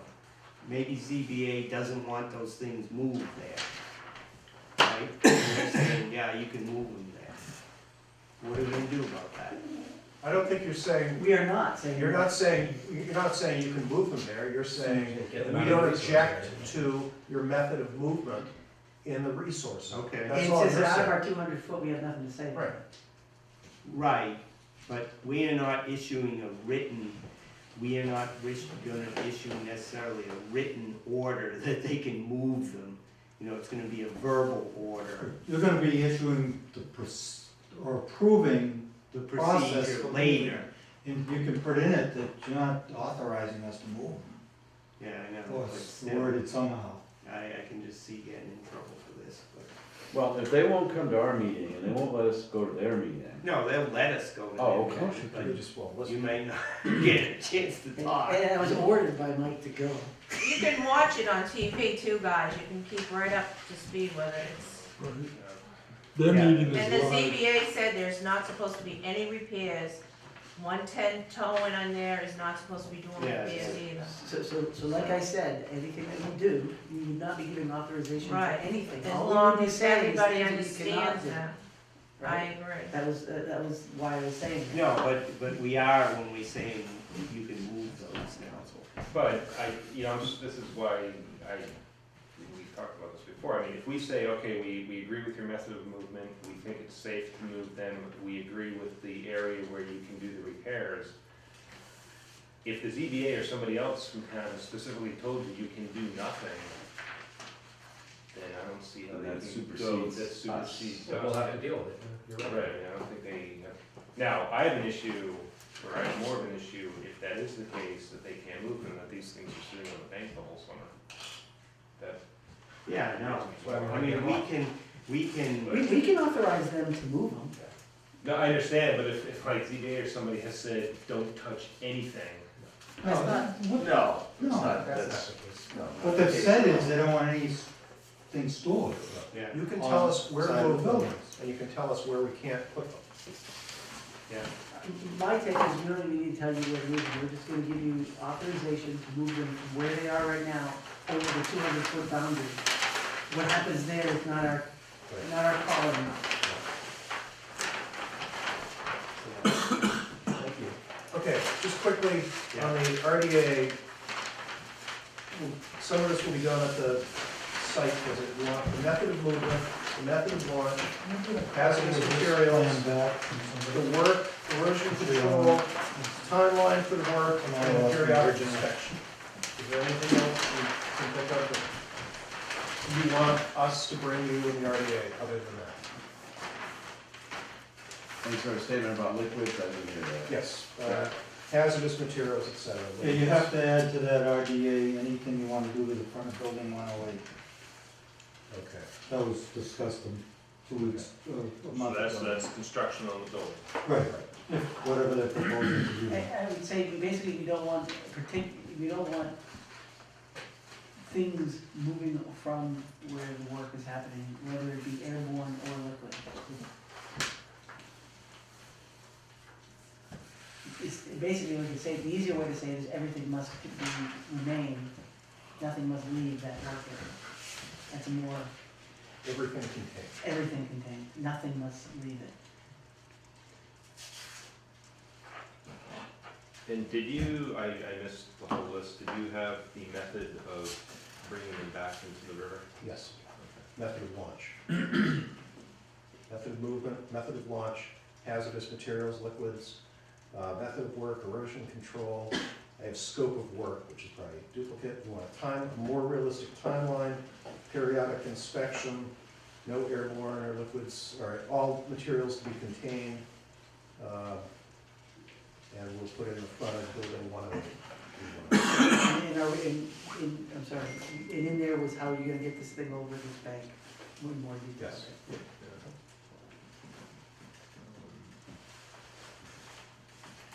Yeah, I think just to emphasize them on the timeline, we need a finish date. Okay. And he's gotta be 100% sure that's gonna be made. Because I think, like Jeff said, that at that point, we've talked about this since October. All right. So, I'll make a motion that we continue the other RDA until next meeting. Second. Because really, we didn't really take any action. Is there anything that they would, is that holding them up in any form or fashion, everything else is held up anyways? No, it's not, I mean, it's repairing a fence and putting down some stones on the way, so, Stabilization. yeah. I mean, what we can do is, we can look at these things when we are out there on that Right. Saturday too, so then we should be able to make a decision by, next month on this RDA, these other requests, right? Makes sense? Yep. Yeah. All right, so, all in favor, say aye. Aye. Opposed, unanimous, so we'll continue this RDA, we'll call this, RDA on, yeah, yeah. This is the RDA on, I don't know how to title this one from the other one.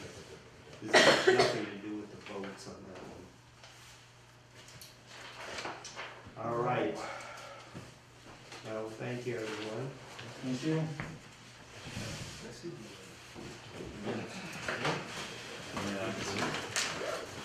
Question.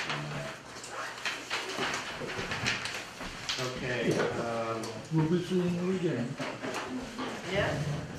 Maybe So- we'll have our second year anniversary in this. Make sure you know that Bring it tape. the next meeting is, By Sunday. the next meeting is May 13th, okay? And, if you get to take a look at the minutes, did the minutes get all read, are we ready to take a motion? on the We're minutes? scribbling on some things. Oh, okay, but so. Do you have, the proposed amendments to the bylaws with you? No, I don't. Because I'm a little confused about how that was written down. Hang on.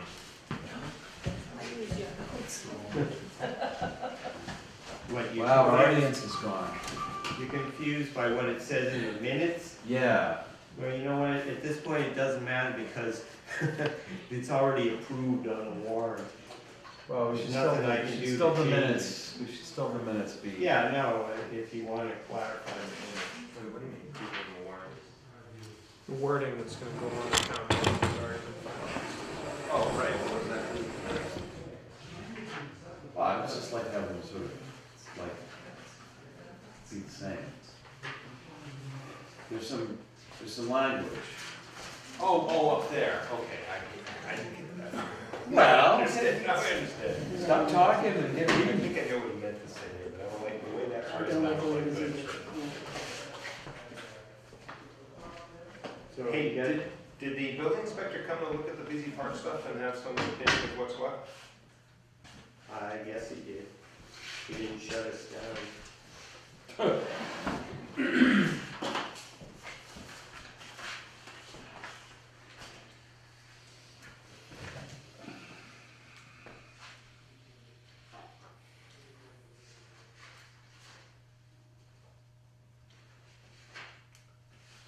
Are you looking for that wording or no?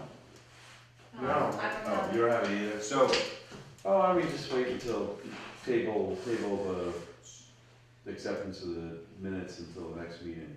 so we have a few, I don't know if the changes, but on number 3, you say 258 Washington, I think it's, and I'll give you this later on, Julie. Is it 268? It should be 268. Yeah. And then, under number 4, Mike, we gave you a motion, or we authorized you to deal with the insurance company and all that, but the way Julie wrote it, she says the proceeds of the insurance claim to be used towards repairs and reimbursement and hotel bills for the tenants. I'm assuming when you say proceeds, that's the money we're getting from the insurance, and part of that would be, I'm assuming they're paying for a hotel bill? Yep. So we're not taking away from money available for the construction costs. No, Sounds like we are. well, change it then, because we're not. Should say insurance payment rather than proceeds, I think. Now, is the insurance paying for the hotel room? Because if the insurance is not paying for the hotel room, then Yeah, it is they are. fine. They are, They are. okay. Yes, they are. So, why don't we just say insurance to pay for repairs? Just say insurance to be used, I just replaced with one word. Yeah,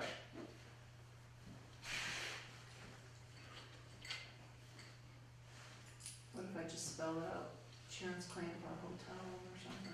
yeah. Just one word and you got it. You said it. And then Terry had, not issues, but he wanted to see.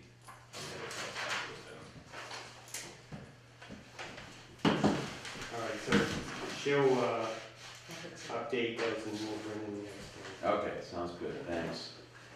Difficult. I've got a couple things I'd like to chat Okay. about for a minute. Yeah, well, let me do the other thing that's on the agenda We've here. got time, it's not that late.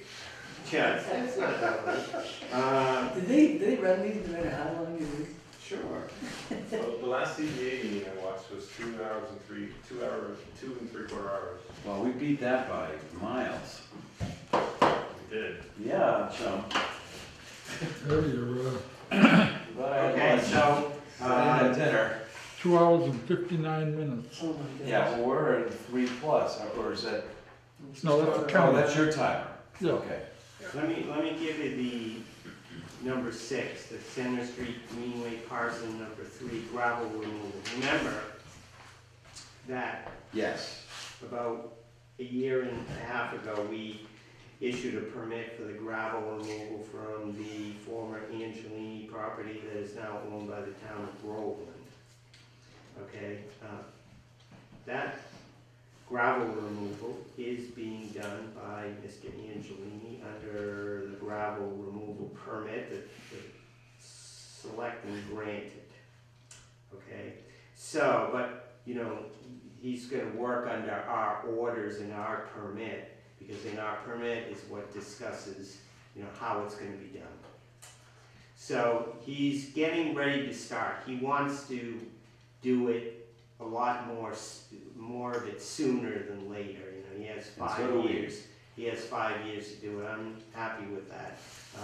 So I went out and did a site walk with Mr. Angelini about 2 weeks ago.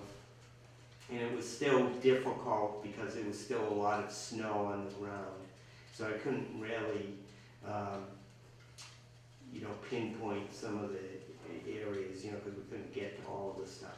But the other difficulty that I had was I can't find the plan that was submitted with it. We've got it here, but the office is just impossible. It's gonna take a lot more time to find it for some reason.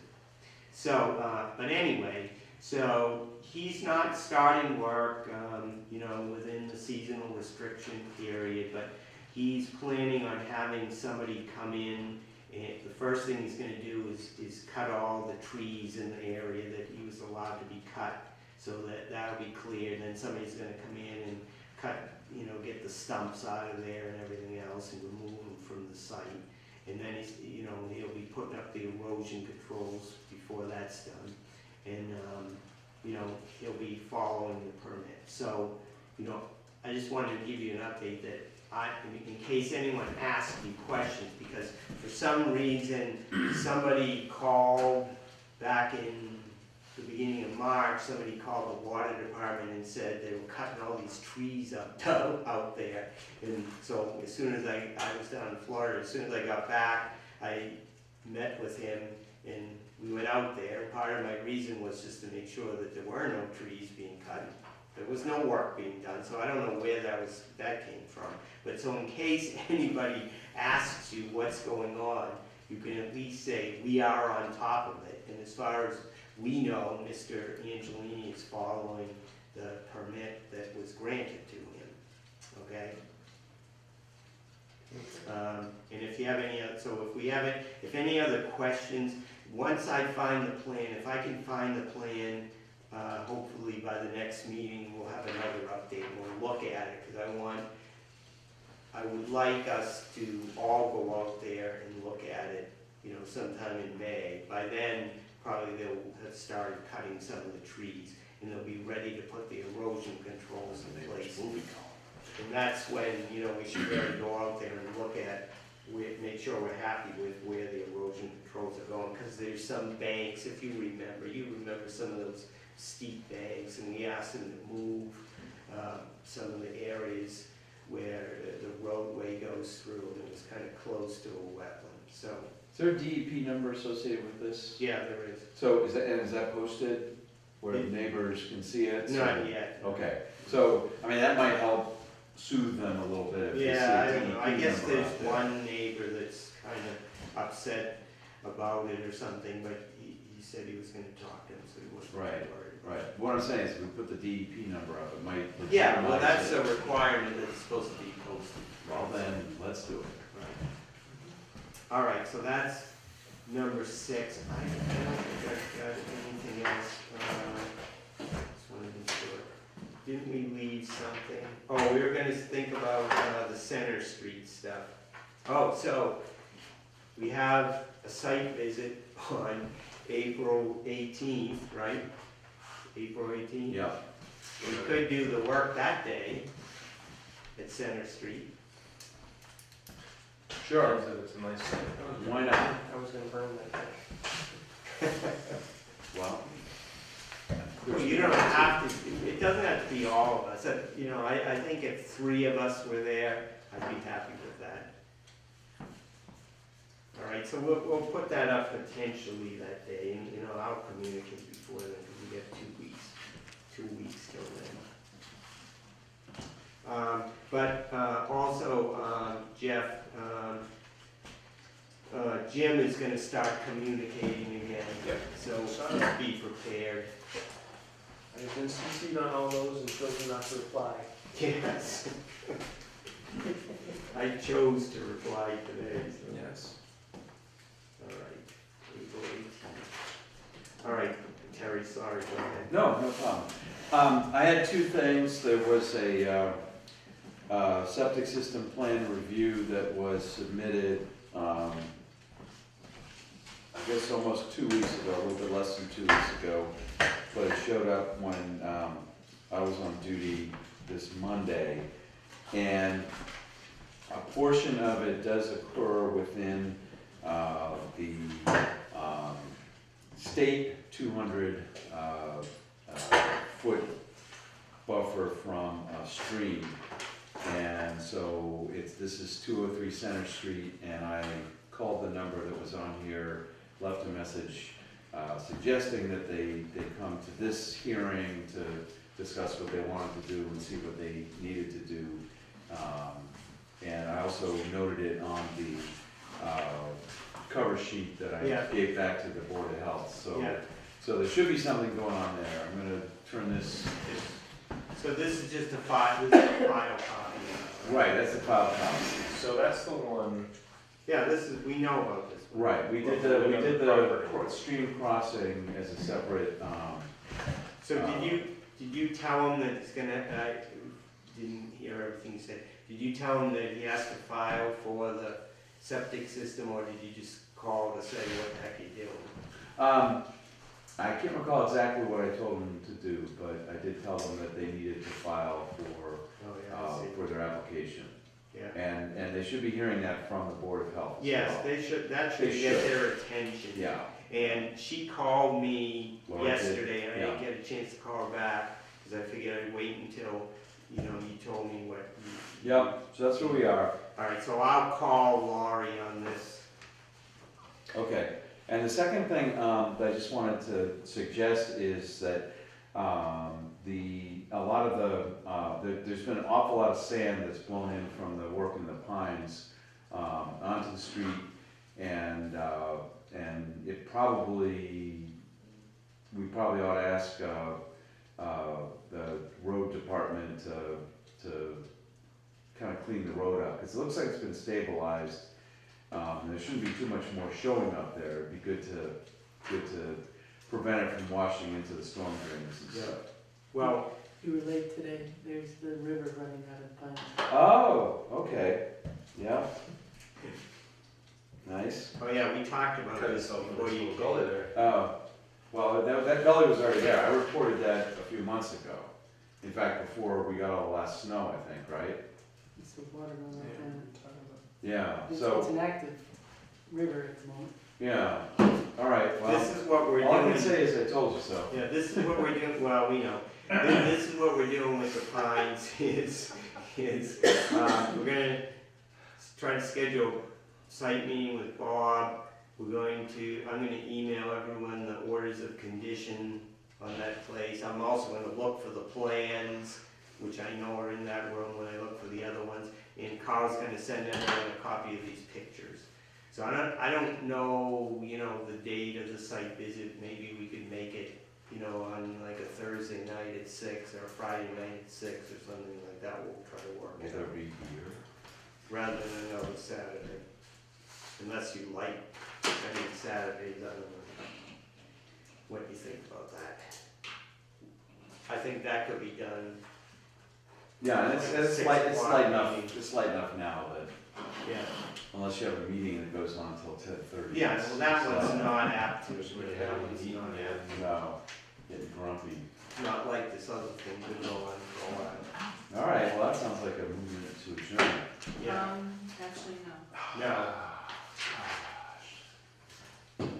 Hey, look at the calendar. Terry, let me show you the calendar. So So I gotta trade with somebody. You did already. Okay. So I'm on the 13th. Yeah, you can give me the Change it up. the day that you were probably gone. When was that? May? Next Monday. May So I'm doing, or I got next Monday. Yeah. And then he was gonna do I was gonna try for the fourth, fourth, but if, I'm sure. yeah, I'm either gonna be gone this week or Do we have the time end of this before week or the one more? beginning of this week, I don't know which yet. Do it for- So I'm either gonna be gone, Week I can, five, four, no wait, it's 41. 27, who's got that? Who's got the 27? We put it in the office. Okay, but I don't know, at this point, I don't know whether I'm gonna be I gone think I this guess day the or file this in day. the box. So I guess, could I swap with either one of you, whichever one it turns out I'm not? But it wouldn't be bad to keep extras on it. That's why I gave Okay. them the extras. Yeah, oh, maybe 13th, so you're in. That's the revised plan. Yeah, you know, right. So if I'm gonna be gone on Can the, I take the 11th? if I'm gonna be gone on the The 4th, 4th is bad for you me. can take the 27th. No, you already have the 27th. If I'm gonna be gone on the 4th, you can take the 4th and I can take the 27th? Okay. So you got the 11th, Jack? I can either do the 11th or the 18th, whatever's easier for people. You want me to do the 11th? Do the 11th. Okay, I'll do Who the wants to do the 18th? Going once, going twice, let me see, we got Go ahead. town meeting, we have ZBA meeting. Yeah, it's gonna be an all conservation, all the time week. Oh, it's time to just run. It'll feel like Mike. And, We need. Go ahead. two members, please. Really? Yep. Yes, we do need to find some more members, yes. Oh, yeah, that's what I was gonna say. So I did talk to somebody, Yes. I happened to run into, a former member even. Oh, a former Oh, has he moved back into town? He's always been here. You know, there's nothing like that banter back and forth. Who is this? Oh, no. Yes. Oh, are you serious? All right, that's enough. You Mr. are saying Golf more. Course? You are saying more. Oh, we gotta get back. Who's This is so good? much fun. It brings so much life. into Plus, this. he's the only one that can carry a concealed weapon amongst us. No, not Mr. Golf Course. No. No. Oh, who then? All right, do we want to adjourn? Yeah, let's adjourn. All right. Yeah. I move to adjourn. I thought I already made that motion. All in favor, say aye. Okay. 10:25. Oh.